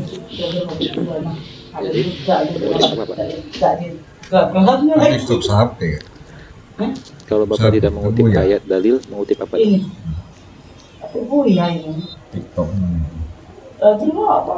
Halo. Dia memang lahir dari Pak Godong itu jelek tuh. Sinyalnya tadi terputus Pak, diulang lagi. Merah ini diulangi lagi Pak, nggak kedengaran. Ya, diulangi lagi nggak apa-apa. Poni Riva. Ya gimana Pak? Iya. Saya ulang awal ya. Iya. Saya tidak mengutip di salah satu ayat. Ya, Aki Filipus, bentar mau turun kah? Oke. Assalamualaikum, Vina, gimana masjidnya? Udah galaknya no. Alhamdulillah. Dan tidak mengutip ayat ya, tidak juga mengutip dalil atau juga tidak mengutip dari kitab suci apapun. Ini berdasarkan penalaran dan pemahaman saya aja. Bahwa kalau pemahaman Bapak dibangun di atas apa Pak? Itu sebentar Pak, pemahaman Bapak ya. Bangun di atas apa? Pemahaman saya? Ya, dibangun di atas apa? Dibangun dari keyakinan Pak. Ya, bersumber kepada dasarnya apa? Hanya Alkitab. Bersumber pada iman saja Pak. Iman Tidak itu bersumber kepada Alkitab. lebih bukan. Orang Oke, tunggu. Sebelumnya Bapak melanjutkan pembicaraan Bapak, izinkan kita mengenal Bapak dulu. Bapak Muslim ya, non Muslim kan? bukan saya non Muslim Bu. Bapak Kristen? Saya Katolik. Oke, Pak, saya tahu mayoritas orang Katolik anti perdebatan. Saya tahu itu. Kalau Bapak niatnya ke sini hanya untuk memberikan masukan, jangan debat, jangan diskusi. Maaf Pak, ini saya sedang berdemokrasi Pak, mempergunakan Bukan, formal sih. saya untuk. Oke, kecuali saya Anda tidak ingin sedang ikut. menengahi ya. Saya bukan sedang tidak menengahi, saya hanya ingin memaparkan apa yang saya pahami. Kira-kira bisa. Apa? Bagian mana yang mau Bapak tanggapi? Bagian mana nih? Bagian tentang Bapak, Yoram? kita dengar aja dulu nih. Silakan. Ya, jadi saya tidak sedang ingin apa-apa di sini ya. Saya hanya sedang ingin memaparkan apa yang saya pahami karena judulnya ini kan lintas keyakinan ya, Bapak Ibu ya. Iya. Jadi menurut sepemahaman saya, Fit ya, memang Yesus itu dilahirkan oleh seorang perawan. Setuju. Yang disebut Maria, setuju ya. Setuju. Dan saya juga menyetujui bahwa Yesus disebut manusia. Setuju. Disebut utusan, disebut nabi, boleh. Karena memang ada wujudnya, berbentuk manusia, dia bisa seperti manusia pada umumnya, dia bisa sakit, dia bisa bersedih, dia bisa menangis, dia bahkan dia bisa nikah, meninggal. Pak? Bisa nikah? Ya? Bisa nikah nggak? Sebenarnya mungkin bisa ya Pak ya. Sebenarnya mungkin bisa. Tetapi itu mungkin tidak dilakukannya, alasannya memang saya tidak tahu. Kok tahu Bapak dia tidak menikah? Ya? Kenapa Bapak yakin dia tidak menikah? Karena tidak ada Karena satupun tidak ada yang tertulis, mengklaim, tidak tertulis, tidak ada yang mengklaim bahwa Yesus punya istri. Dia tidak tertulis, dia tidak tertulis juga dia buang air Pak. Kenapa Bapak tahu dia melakukan hal-hal itu? Hanya tahu dan tidak, kita semua yang di sini mungkin tidak tahu Pak. Tetapi fix bahwa Yesus tidak menikah. Loh, tadi katanya tidak tahu kok sekarang fix sih. Kalau menurut literasi kan tidak ada yang mengatakan kalau Yesus menikah Pak. Ada apa? Oke, itu menarik nih. Kita bahas itu saja. Ada apa dengan keimanan terhadap Yesus jika Yesus menikah? Kenapa? Karena di iman saya begitu. Dia tidak menikah dan tidak punya anak Pak. Jika dia menikah kenapa Pak? Apa itu mengganggu kemanusiaannya? Mungkin jalan pilihan hidup manusia masing-masing ya Pak ya. Enggak Pak. Dan dia memilih untuk tidak menikah sih alasannya tidak dituangkan di dalam pemahaman saya. Kalau mungkin dia menulis sesuatu atau mungkin ada muridnya yang menulis sesuatu tentang alasannya tidak menikah, saya tidak tahu Pak. Cuman saya mohon izin ya Pak, saya tak menyelesaikan dulu pemaparan saya, nanti mungkin boleh ditanya atau disangkal atau boleh. Tapi saya ini orangnya pelupa Pak, saya tak selesaikan dulu, enggak banyak waktu kok saya minta. Siap. Paling 2 atau 3 menit ya. Perjalanan Pak. Perjalanan seperti yang dikatakan, apa yang saya pahami oleh iman saya, bahwa Yesus lahir dari seorang perempuan bernama Maria. Maria pun kaget, mana bisa aku punya anak sedangkan aku belum punya suami. Kalau itu kita semua sudah tahu. Bapak langsung berikan poin Bapak apa? Ya, betul. Saya tidak berkeluh kesah Pak, saya hanya memaparkan apa yang saya tahu. Bukan saya sedang menggurui Pak, tidak. Saya hanya ingin memaparkan yang saya tahu saja. Dan saya yakin kok kalian, bapak-bapak, ibu ini orang yang sudah paham betul. Tetapi tak singkat saja ya, saya singkat ya. Akhirnya sampai dengan Yesus meninggal. Seperti yang dituliskan pada kitab, mungkin ya di situ ada kitabnya. Sesuai dengan yang diyakini oleh kebanyakan umat Nasrani, bahwa Yesus meninggal pada hari ketiga lalu kemudian dia bangkit Pak. Di sini yang saya ingin paparkan kesimpulannya Pak, Tuhan Yesus mempunyai dua ini Pak. Kok ada preman Makassar di situ? Udang galaknya kulibas. Iya kan ada Dia nggak dengar lah dia aku pakai headset. Dia lagi nyasar, dia lapar katanya. Udah kasihanilah Umi. Oke, lanjut Pak Godong. Maaf Terima terpotong. kasih. Ya, tidak apa-apa Pak. Terima kasih. Kemudian Yesus setelah meninggal, Pak, banyak yang mengimani, oh ternyata dia memang utusan Allah. Lalu kemudian mungkin ya Pak, ya ini ya, saya karena orang bodoh Pak, saya tidak pernah baca kitab Pak. Sebagian besar umat Nasrani meyakini bahwa Yesus itu utusan Allah betul. Terus kemudian sabda firman yang hidup betul. Dan sebagian juga meyakini bahwa Yesus bagi umat yang meyakini termasuk saya Pak. Seperti itu. Nah, tapi Pak, dengan ya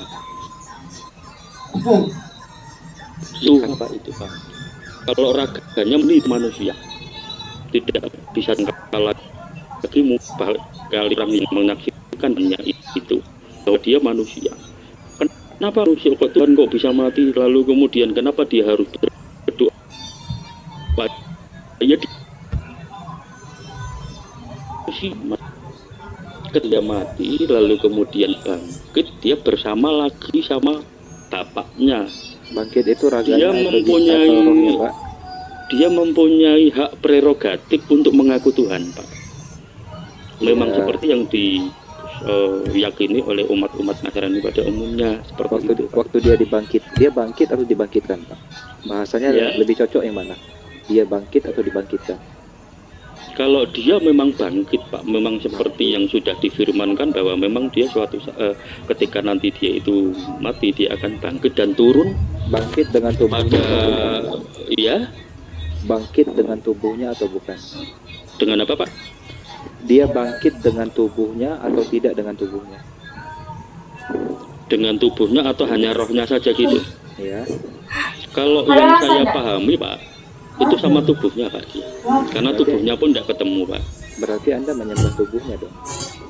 Ya. Berarti tubuhnya juga adalah Tuhan. Tadi Anda katakan bahwa tubuhnya, makanya dia berdoa. Itu TikTok siapa? Akun siapa? Nggak tahu aku, bertanya Kalau bangkit dengan tubuhnya itu bukan berarti dia bertanda bahwa di dunia dia sudah menjadi Tuhan, karena belum diyakini dia menjadi Tuhan. Karena kalau misalnya diyakini dia tidak dan membunuh Bapak. Iya, kalau dia besar. Kuno baik Kak. Motor noise. Karena mulanya adalah firman. Firman itu bersama dengan Allah. Firman adalah Allah. Dan dalam Yohanes 1:14 firman menjadi daging. Jadi kalau Bapak mengatakan tadi Bapak beriman hanya untuk raga, wah Bapak ini gitu. Karena firman telah menjadi daging. Firman telah menjadi daging ini, itu firman adalah Allah, gitu loh ya. Nah, sekarang yang jadi fundamental untuk kekristenan ini, waktu Yesus disunat, Lukas 2:21, daging yang dipotong itu kemana? Itu adalah Allah juga Pak. Nah, inilah Pak, makanya yang sebenarnya agak rancu Pak. Silakan Yesus itu Pak, menurut pemahaman saya, Tuhan diakui bahwa beliau ini Tuhan, itu rohnya. Kalau misalnya Bapak mau mengutip tentang firman itu menjadi darah dan daging, itu bukan berarti fisik Pak. Bukan berarti fisik Pak. Jadi roh Pak, nggak ada roh di situ, nggak ada roh. Kalau Bapak berbahas tentang roh, kita masuk di Yohanes 4:24. Allah itu roh. Kejadian 6 nomor 3. Bapak sedang ingin membicarakan tentang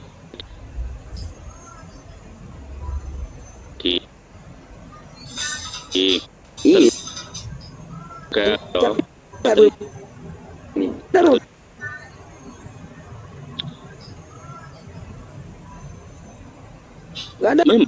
Tetapi ya Pak, ini loh firman dalam tidak Allah. Entah gitu, Pak. Oh, tulis lu. Begini Nggak, dong, Pak. coba suruh Kalau dia misalnya- Baca dulu, Pak. Nah, maka saya tidak ingin ke situ, Pak. Kalau Bapak menurut baca dulu tafsir, aja. Bukan jadi multitaf. begini, misalnya, umpamanya begini. Ketika Bapak baca aja dirajam, dulu ayatnya. sebentar Baca ya, Bu. aja dulu, Pak. Itu loh. Ya, kalau Anda tanya tentang potongan sunat, misalnya Pak, Ya. terus lalu darah yang tertumpah ketika dia di kalau darah tumpah, Pak. Seperti Iya, gini. kami, Pak. Di pemahaman kita langsung makan mentah menjadi darah dan daging, lalu nanti jadi protein dong, Pak. Nah, itu yang Firmannya lalu tertulis. kemudian Jangan jadi pakai betul, analogi. Pak. Analogi tak berbanding dengan teks. Kalau kita berbanding dengan teks, analogi yang kita pakai berbanding dengan teks yang ada gitu loh. Firman adalah Allah. Firman telah menjadi daging. Nah, itu yang tertulis. Padahal kalau kita lihat dari itu dari Hayatria kan, tetapi kalian nggak mau. Padahal itu data yang tertulis. Oke, kita ikut literasi yang tertulis. Ya kan? Berarti Nah, kalau literasi yang misalnya, tertulis, Pak, kalau firman misalnya menjadi saya- daging. Nah, Betul, Pak, betul. telah Kalau menjadi daging kalimat ini, itu, ya kan? kalimat itu saya ada, Pak, ada memang. Tetapi misalnya, Pak, kalau kita mengikuti pola berpikir atau pola menafsir Anda, ketika dikatakan Yesus anak Allah, lalu ibunya siapa? Terus kapan nikahnya, Pak? Ya itu jelas. Kalau Bapak berbahas lagi tentang kelahiran, ya Yesus anak Maria. Sekarang saya tanya ke Bapak pula nih. Tadi Bapak kan udah lari ke sana lari kemari, ini terbirit-birit. Sekarang saya tanya ini ke Bapak ini. Anak Maria mana coba? Anak Maria. Mana anak Maria? Yang diangkat Yesus itu tubuh kemuliaan kan? Nah sekarang anak Maria mana coba, Pak? Mana anak Maria? Mana? Nah, coba. Anaknya Maria mana? Karena diangkat itu dengan tubuh dengan jasadnya diangkat. Sekarang anak Maria mana, saya tanya ke Bapak mana? Anak Maria siapa, Pak? Nah, anak Maria siapa, saya tanya ke Bapak? Anaknya Ibu Maria. Anaknya Ibu Maria Yesus, Pak. Yesus. Yang diangkat itu siapa? Yesus, Pak. Yesus itu anak siapa? Iya, anak Maria, Pak. Nah, anak Maria. Berarti anak manusia, bukan Tuhan. Yang Saya dulu memang di sebelah tidak kanan yang mengatakan mana? Tuhan, Pak, kalau Yesus. Yang dulu di sebelah kanan sang yang dulu di sebelah kanan yang Maha Kuasa itu kan sebagai anak manusia, ya bukan Tuhan. Ya bukan memang. Oh iya, jelas bukan Ya, Tuhan, iya. Pak. Makanya bukan, saya kan mengatakan Tapi- itu ada trilogi, Pak. Iya, yang pasti dia bukan Tuhan, Pak. Kalau Itu aja. raganya, Pak, Tuhan mati tidak mungkin, Pak. Karena sekarang Iya gini, toh. iya, sekarang gini. Iya. Waktu dia diangkat sekarang ini Tuhan atau bukan? Kalau sekarang ini ya, dia bisa diyakini menjadi Tuhan, Pak. Seperti yang Bisa, dimana enggak. oleh kami, Pak. Iya, sekarang poinnya aja, Pak. Maksudnya Ya poinnya Tuhan, Pak. Tuhan, sekarang, Tuhan. iya. Bentar. Tuhan yang Maha Kuasa, yang pencipta. Jadi di atas ini ada bukan Bapa. itu. Ah, gimana? Ah. Ada Bapa lalu Iya, kan ini udah di atas nih, Pak ya. Ada Ini Putra, udah berbicara ada udah sekarang ini yang kita berbicara sekarang ini. Yesus ini di atas Bapa sama Yesus atau gimana menurut Bapak?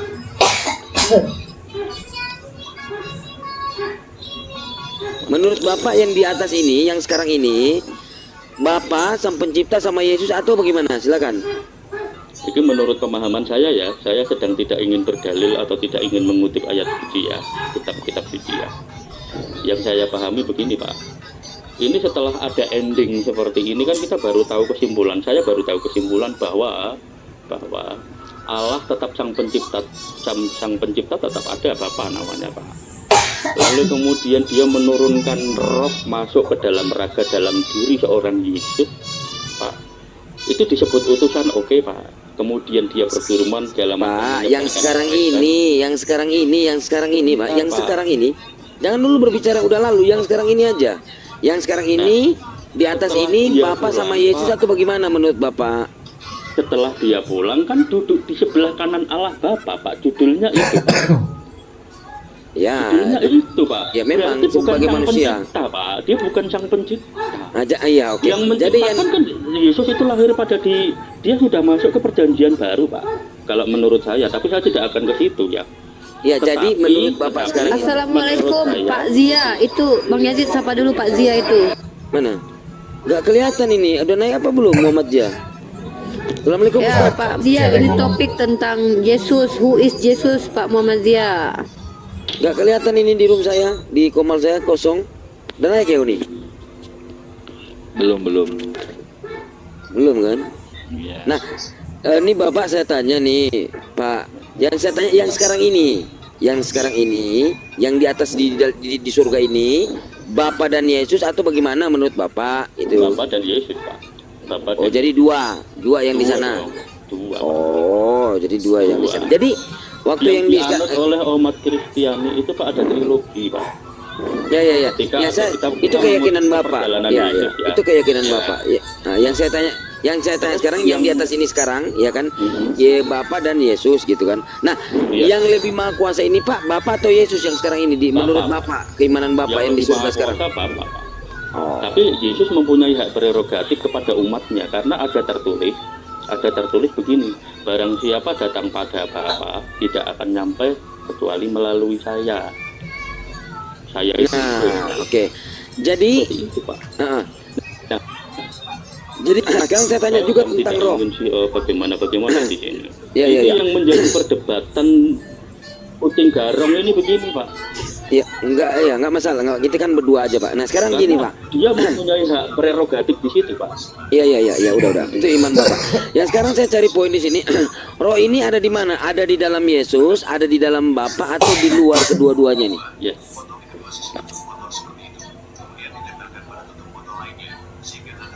Ini putus-putus. Enggak, udah. Dengar kok, Pak. Karena kan 3 tapi 1 nih, katanya ini 3 tapi 1.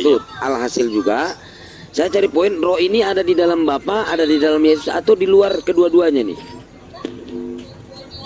Siapa, Pak? Roh. Roh siapa dulu? Roh apa dulu maksudnya? Roh Kudus kan 3 nih, 3 tapi 1 nih ya.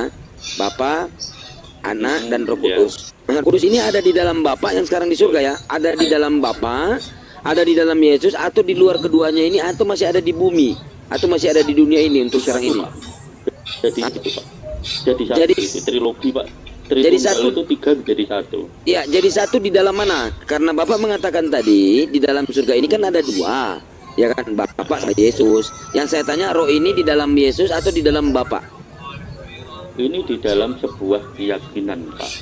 Ya, saya tanya aja, saya tanya. Tidak bisa dikategorikan sosok. Oh, Roh Kudus bentuknya pakai sayap. Yesus. Enggak, saya nggak berbicara. Ya, saya nggak berbicara sayap, saya nggak berbicara bentuk. Yang saya tanya, Roh Kudus ini ada di dalam Yesus atau ada di dalam Bapa? Tiga-tiganya, Pak. Karena Roh Kudus ini milik Allah Bapa. Oh, jadi di luar. Jadi jadinya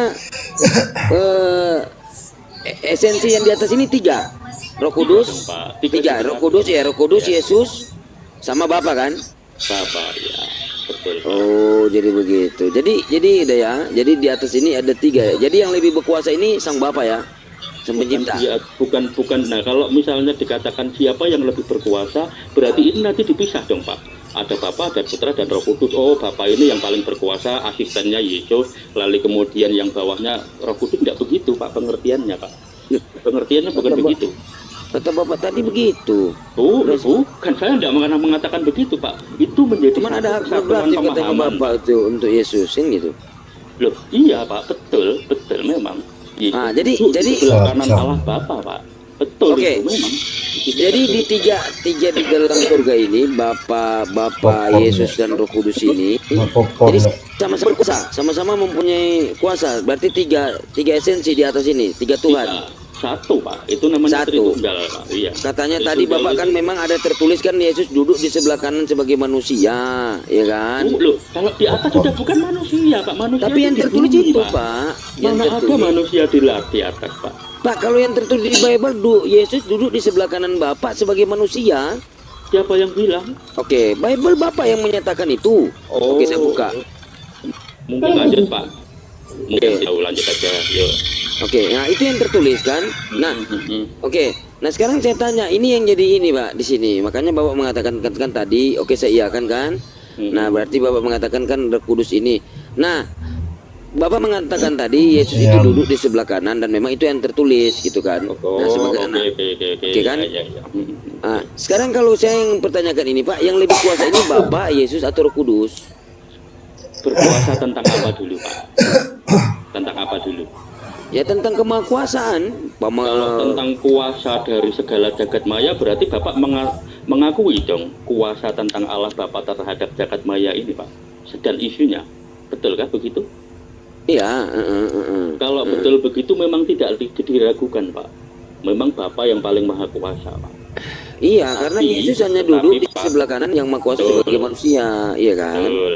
Tetapi bagi yang mengimani Yesus, Pak, boleh atau bahkan ada kalimat kamu tidak akan sampai ke Allah Bapamu tanpa melalui saya. Itu kata Yesus, Pak. Iya. Jadi Yesus dikasih hak prerogatif seperti itu oleh Allah Bapanya. Jadi kalau tentang kuasa yang Bapak maksud tentang isi dan dunia ini semesta alam semuanya, itu Allah Bapa yang paling berkuasa Pak. Tetapi Yesus itu juga berkuasa bagi yang mengimaninya, bagi yang datang padanya.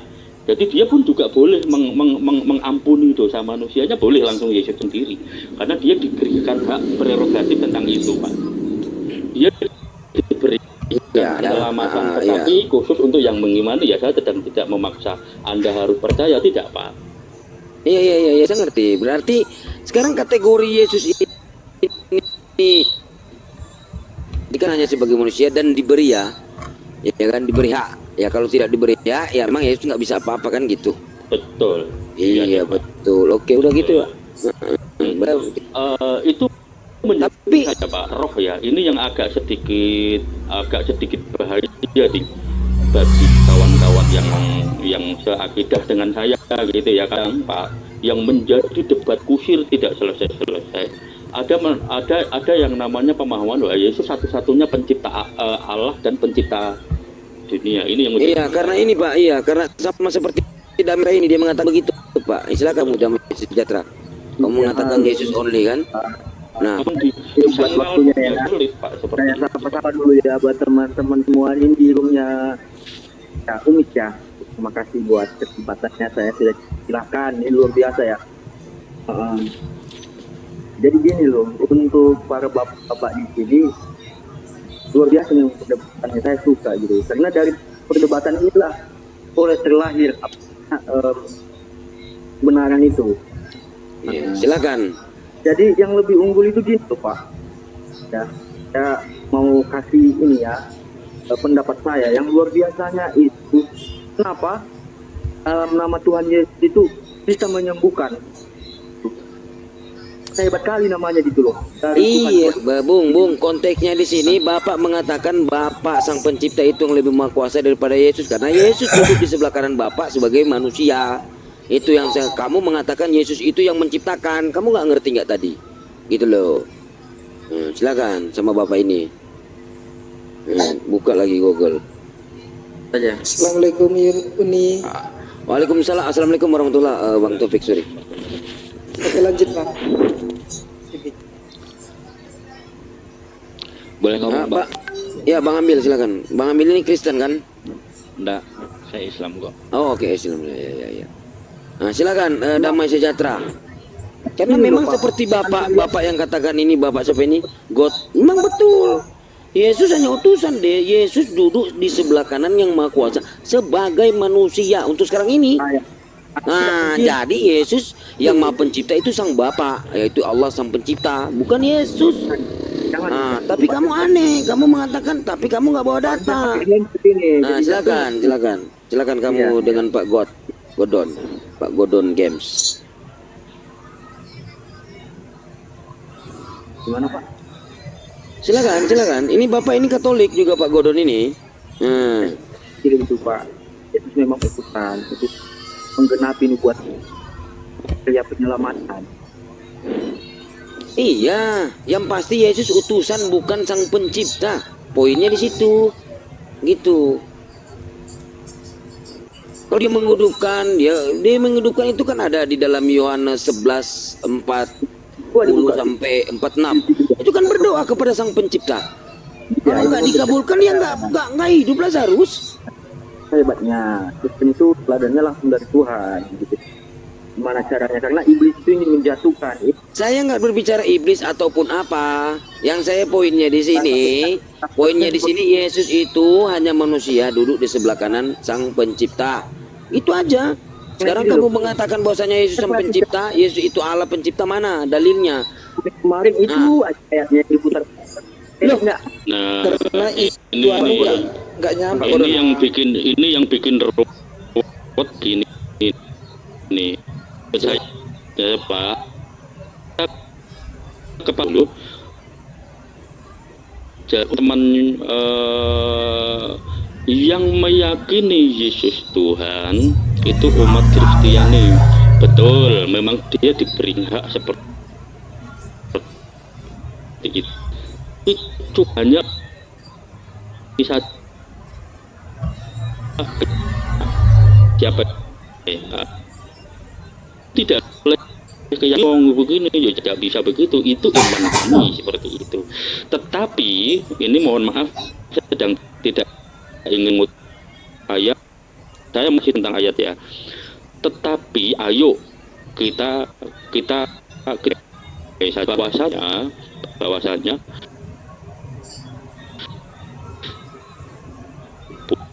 yang sesuailah menurut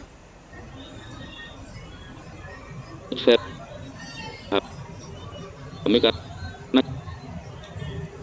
sama menurut itu memang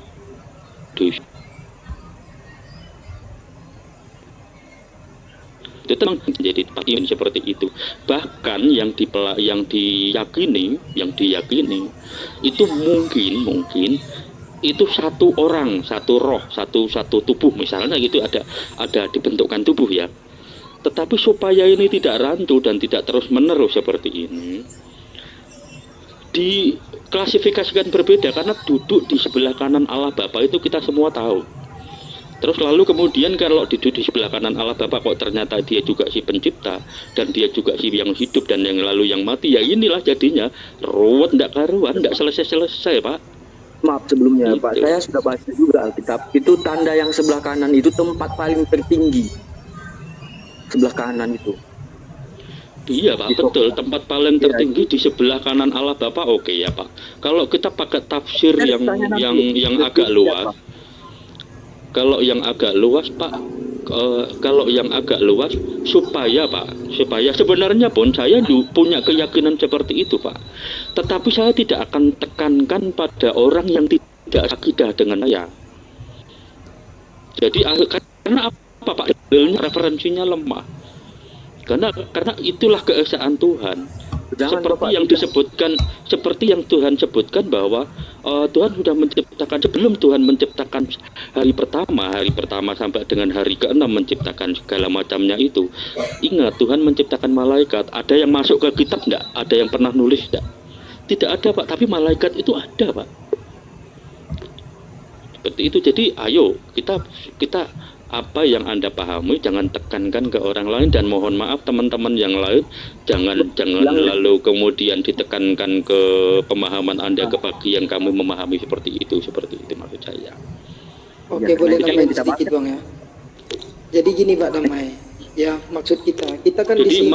maksud saya gini, ayo kalau kita mau diskusi, saya mohon dengan sangat, bisa enggak sih misalnya kita turunlah tidak ke arah Yesus, karena apa ya, sakit betul hati saya Pak ketika banyak sekali saya baca di bawah, saya itu Tuhan Yesus itu saya sembah, saya harkat dan martabat saya pertaruhkan, jiwa dan raga saya taruh di situ untuk menyembah Allah saya. Di sini menjadi perdebatan karena minimnya literasi bagi teman-teman yang lain gitu ya Pak.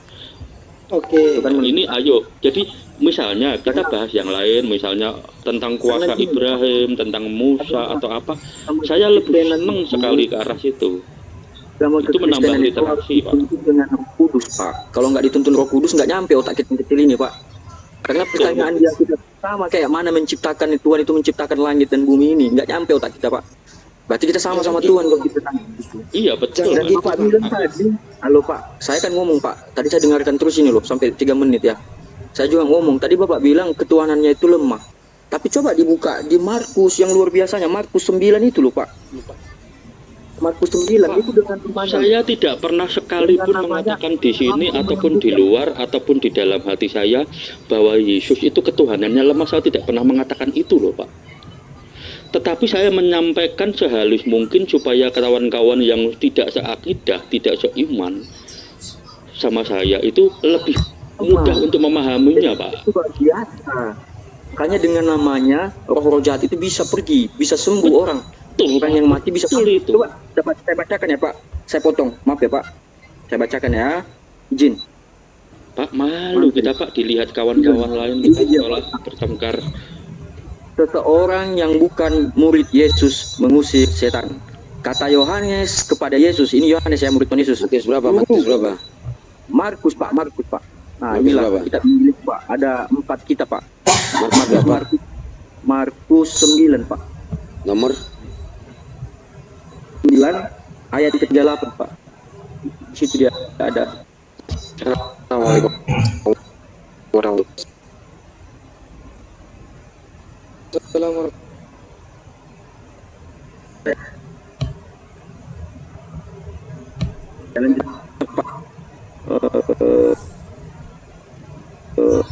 Nah, kopi judul Yesus mengusir setan.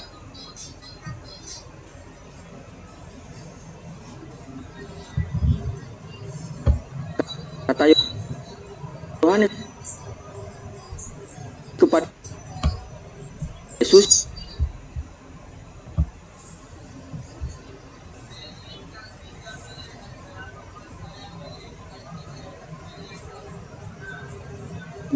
Guru, memilih orang tidak sengaja berkata kepadamu, sesungguhnya barang siapa memberi kamu minum secangkir air oleh karena kamu adalah pengikut Kristus, ia tidak akan kehilangan upahnya.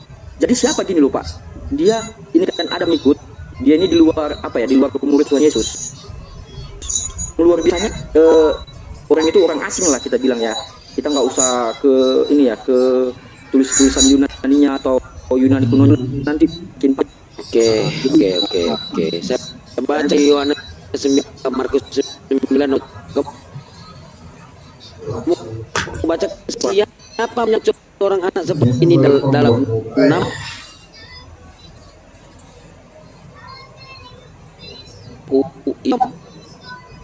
dia yang mengutus Yesus. Siapa yang mengutus Yesus ini? Pencipta. Ya bukan.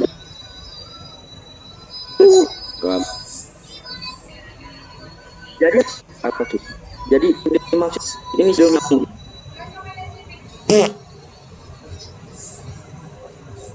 ini lah. Parah jaku kan. Enggak. Siapa dia?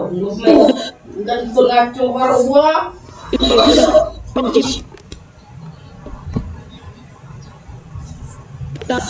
Banyak 9 ketuk. Sekarang kamu baca 938 aja.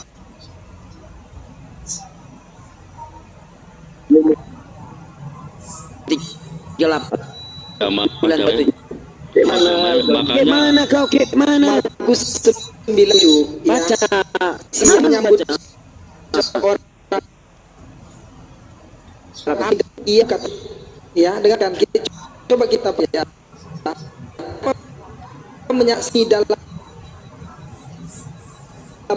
nama dia. Aku menyambut aku, bukan aku yang disambut, tetapi dia yang mengutus. Yesus mengatakan dia yang mengutus aku. Kalau abang lihat siapa yang mengutus Yesus, dengar tunggu. Jika abang ingin melihat siapa yang mengutus Yesus, coba buka Yohanes 5 ayat 30. Ada berbuat apa-apa dari diriku sendiri, aku kini sesuai dengan apa yang aku dengar. Berarti ini menghakimi apa yang dengar. Ya, dan penghakiman sebab aku diurut aku sendiri, melainkan kehendak dia yang mengutus aku. Siapa Allah Bapa itu bang? Yohanes 11 makanya lebih bagus debat pakai ayat, debat pakai pemahaman saja, pakai keimanan saja Pak. Tidak usah pakai ayat. Kalau pakai ayat Pak, sampai nanti Yesus turun ke bumi, tidak kelarin sama. Jangan pakai ayat Pak, pakai pemahaman saja. Kalau pakai ayat itu tafsir Pak. Jadi dalam nama Coba. Kita tidak usah pakai ayat. Nanti tidak selesai Pak. Ujung-ujungnya di bawah ini ramai. Menghujat. Saya enggak Pak. Boleh Pak. Yang bisa saya jawab Soalnya saya ini Pak. Bukan ahli. Soalnya kalau makanya kalau bisa janganlah pakai ayat Mas. Pemahaman saja. Biar enak gitu loh debatnya. Ini pemahaman sekaligus gini Pak ya. Pemahaman sekaligus ada ayatnya di Bible ya. Pemahaman dulu. Pemahaman contoh ini dalam bahasa Ibrani atau Elohim itu biasanya digunakan untuk menyebut nama Tuhan. Bahasa Ibrani ya. Digunakan untuk menyebut nama Tuhan secara umum di dalam kata tertentu. Contohnya yang bahasa dengan kirang biot sebagai bentuk posesif pronomi yang pertama yang pernah disampaikan oleh Yesus. Ini maksudnya adalah pronomi yang pertama ini adalah bahasa Suryani dengan kalimat Eli Eli lama sabachthani. Nah di situ kan kalau kita merujuk ke aslinya itu kan Tuhanku mengapa engkau meninggalkan aku, seperti itu kan. Betul juga itu saat Yesus berada di kayu salib. Nah pertanyaan saya, kalau dia memang Tuhan, kenapa dia masih menyebut Tuhannya orang Yahudi, Pak? Iya ya. Tapi coba kita buka dulu Pak di Mazmur Pak. Pertanyaan Bapak itu Mazmur berapa itu ya? Dia teriak begini, aku, mengapa aku meninggalkan aku? Nah, gitu kan? Iya kan susah kalau gitu. Aku, mengapa aku meninggalkan aku? Pertanyaan ini lah. Pertanyaan Islam itu aja ayatnya. Makanya nggak berkembang. Itu Bang, gini. Iya, ini kalau abang ingin pertanyaan itu saja. Sekarang gini, kita berikan abang-abang yang ada di sini satu tantangan. Silahkan cari satu ayat saja, ya satu, nggak usah banyak-banyak Bang, satu ayat saja dengan tegas mengatakan bahwa Yesus itu adalah contohnya di dalam Al-Quran, Quran surah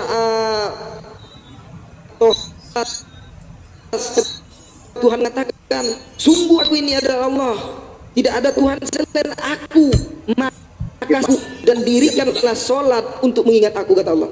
Betul Pak. Walaupun tidak sejelas itu, tapi minimal ya Pak, tolong hadirkan di hadapan kita supaya ini bisa bergeser diskusi kita ini. Tolong hadirkan satu ayat saja yang mengatakan dengan tegas bahwasanya Yesus itu adalah Tuhan. Tapi saya bisa buktikan bahwasanya banyak ayat yang mengatakan bahwasanya Yesus itu adalah utusan, bukan Tuhan. Itu saya bisa banyak. Seperti bentar. Saya ngomong dulu Pak. Saya mengosongkan diri. Maksudnya mengosongkan diri nih. Saya dengan hati yang bersih saya terima. Betul yang Bapak bilang tadi itu yang dari ayat Al-Quran. Ayat-ayatnya ya. Kalau di Islam kan dalilnya. Jadi aku terima semua itu, betul Pak. Memang Yesus itu apa ayatnya yang mengatakan dia sendiri gitu kan? Nah, di Yohanes 5:30 coba kamu baca baik-baik. Melainkan kehendak Dia yang mengutus Yesus. Bapak jangan mengarahkan aku ke sana dong. Saya yang harus mengajar. Ini kita ini yang di sini sebenarnya. Ya, sekarang gini. Melainkan Dia yang mengutus Yesus di mana? Salah satunya. Bang Damai gini. Dengarkan. Kita dulu Bang. Aku tadi makanya saya sampaikan nanti Anda baru Anda nanti menanggapi. Enggak ngambang. Ya, biar enggak ngambang. Izin gini.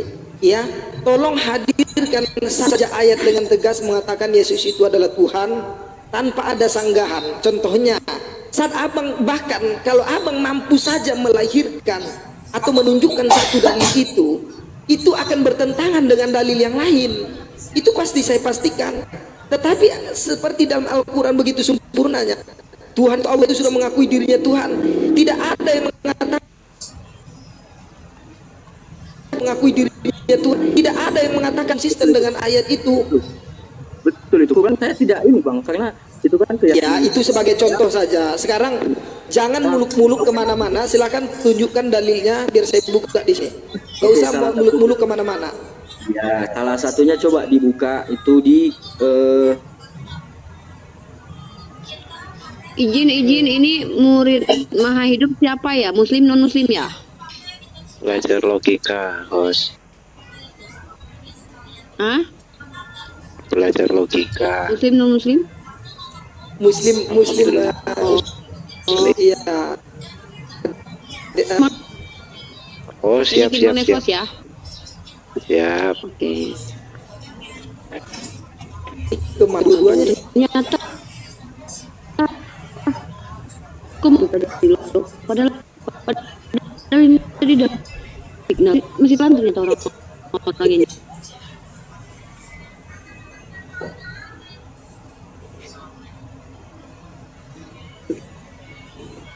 Aku udah ke mana Rin, aku matiin kuota, dia masih hidup.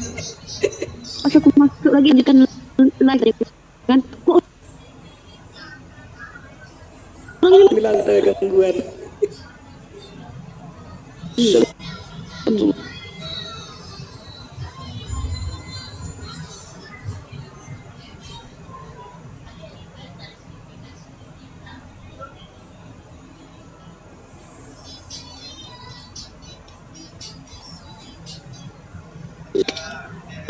kita nanti mau 8 aja rame kita biar berantem.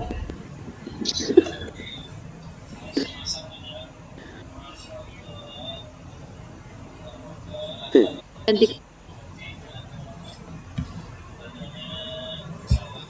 boleh ya. 9. Oh, oke. Ya karena kan baru 8 ini ya di London.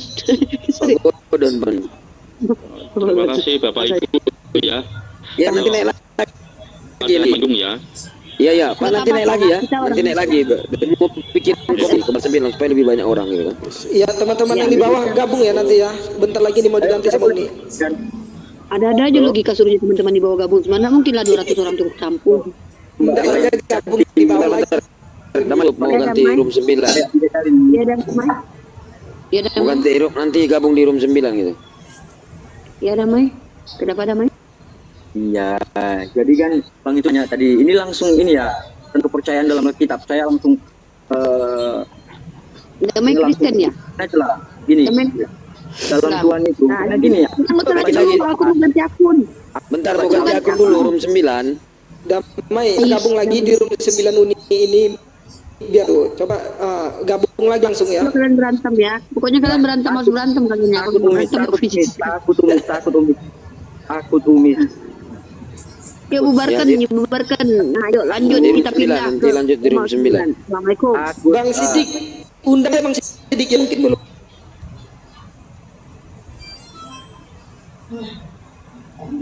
Yang gak dipajak. Jadi biarin aja, cuekin aja.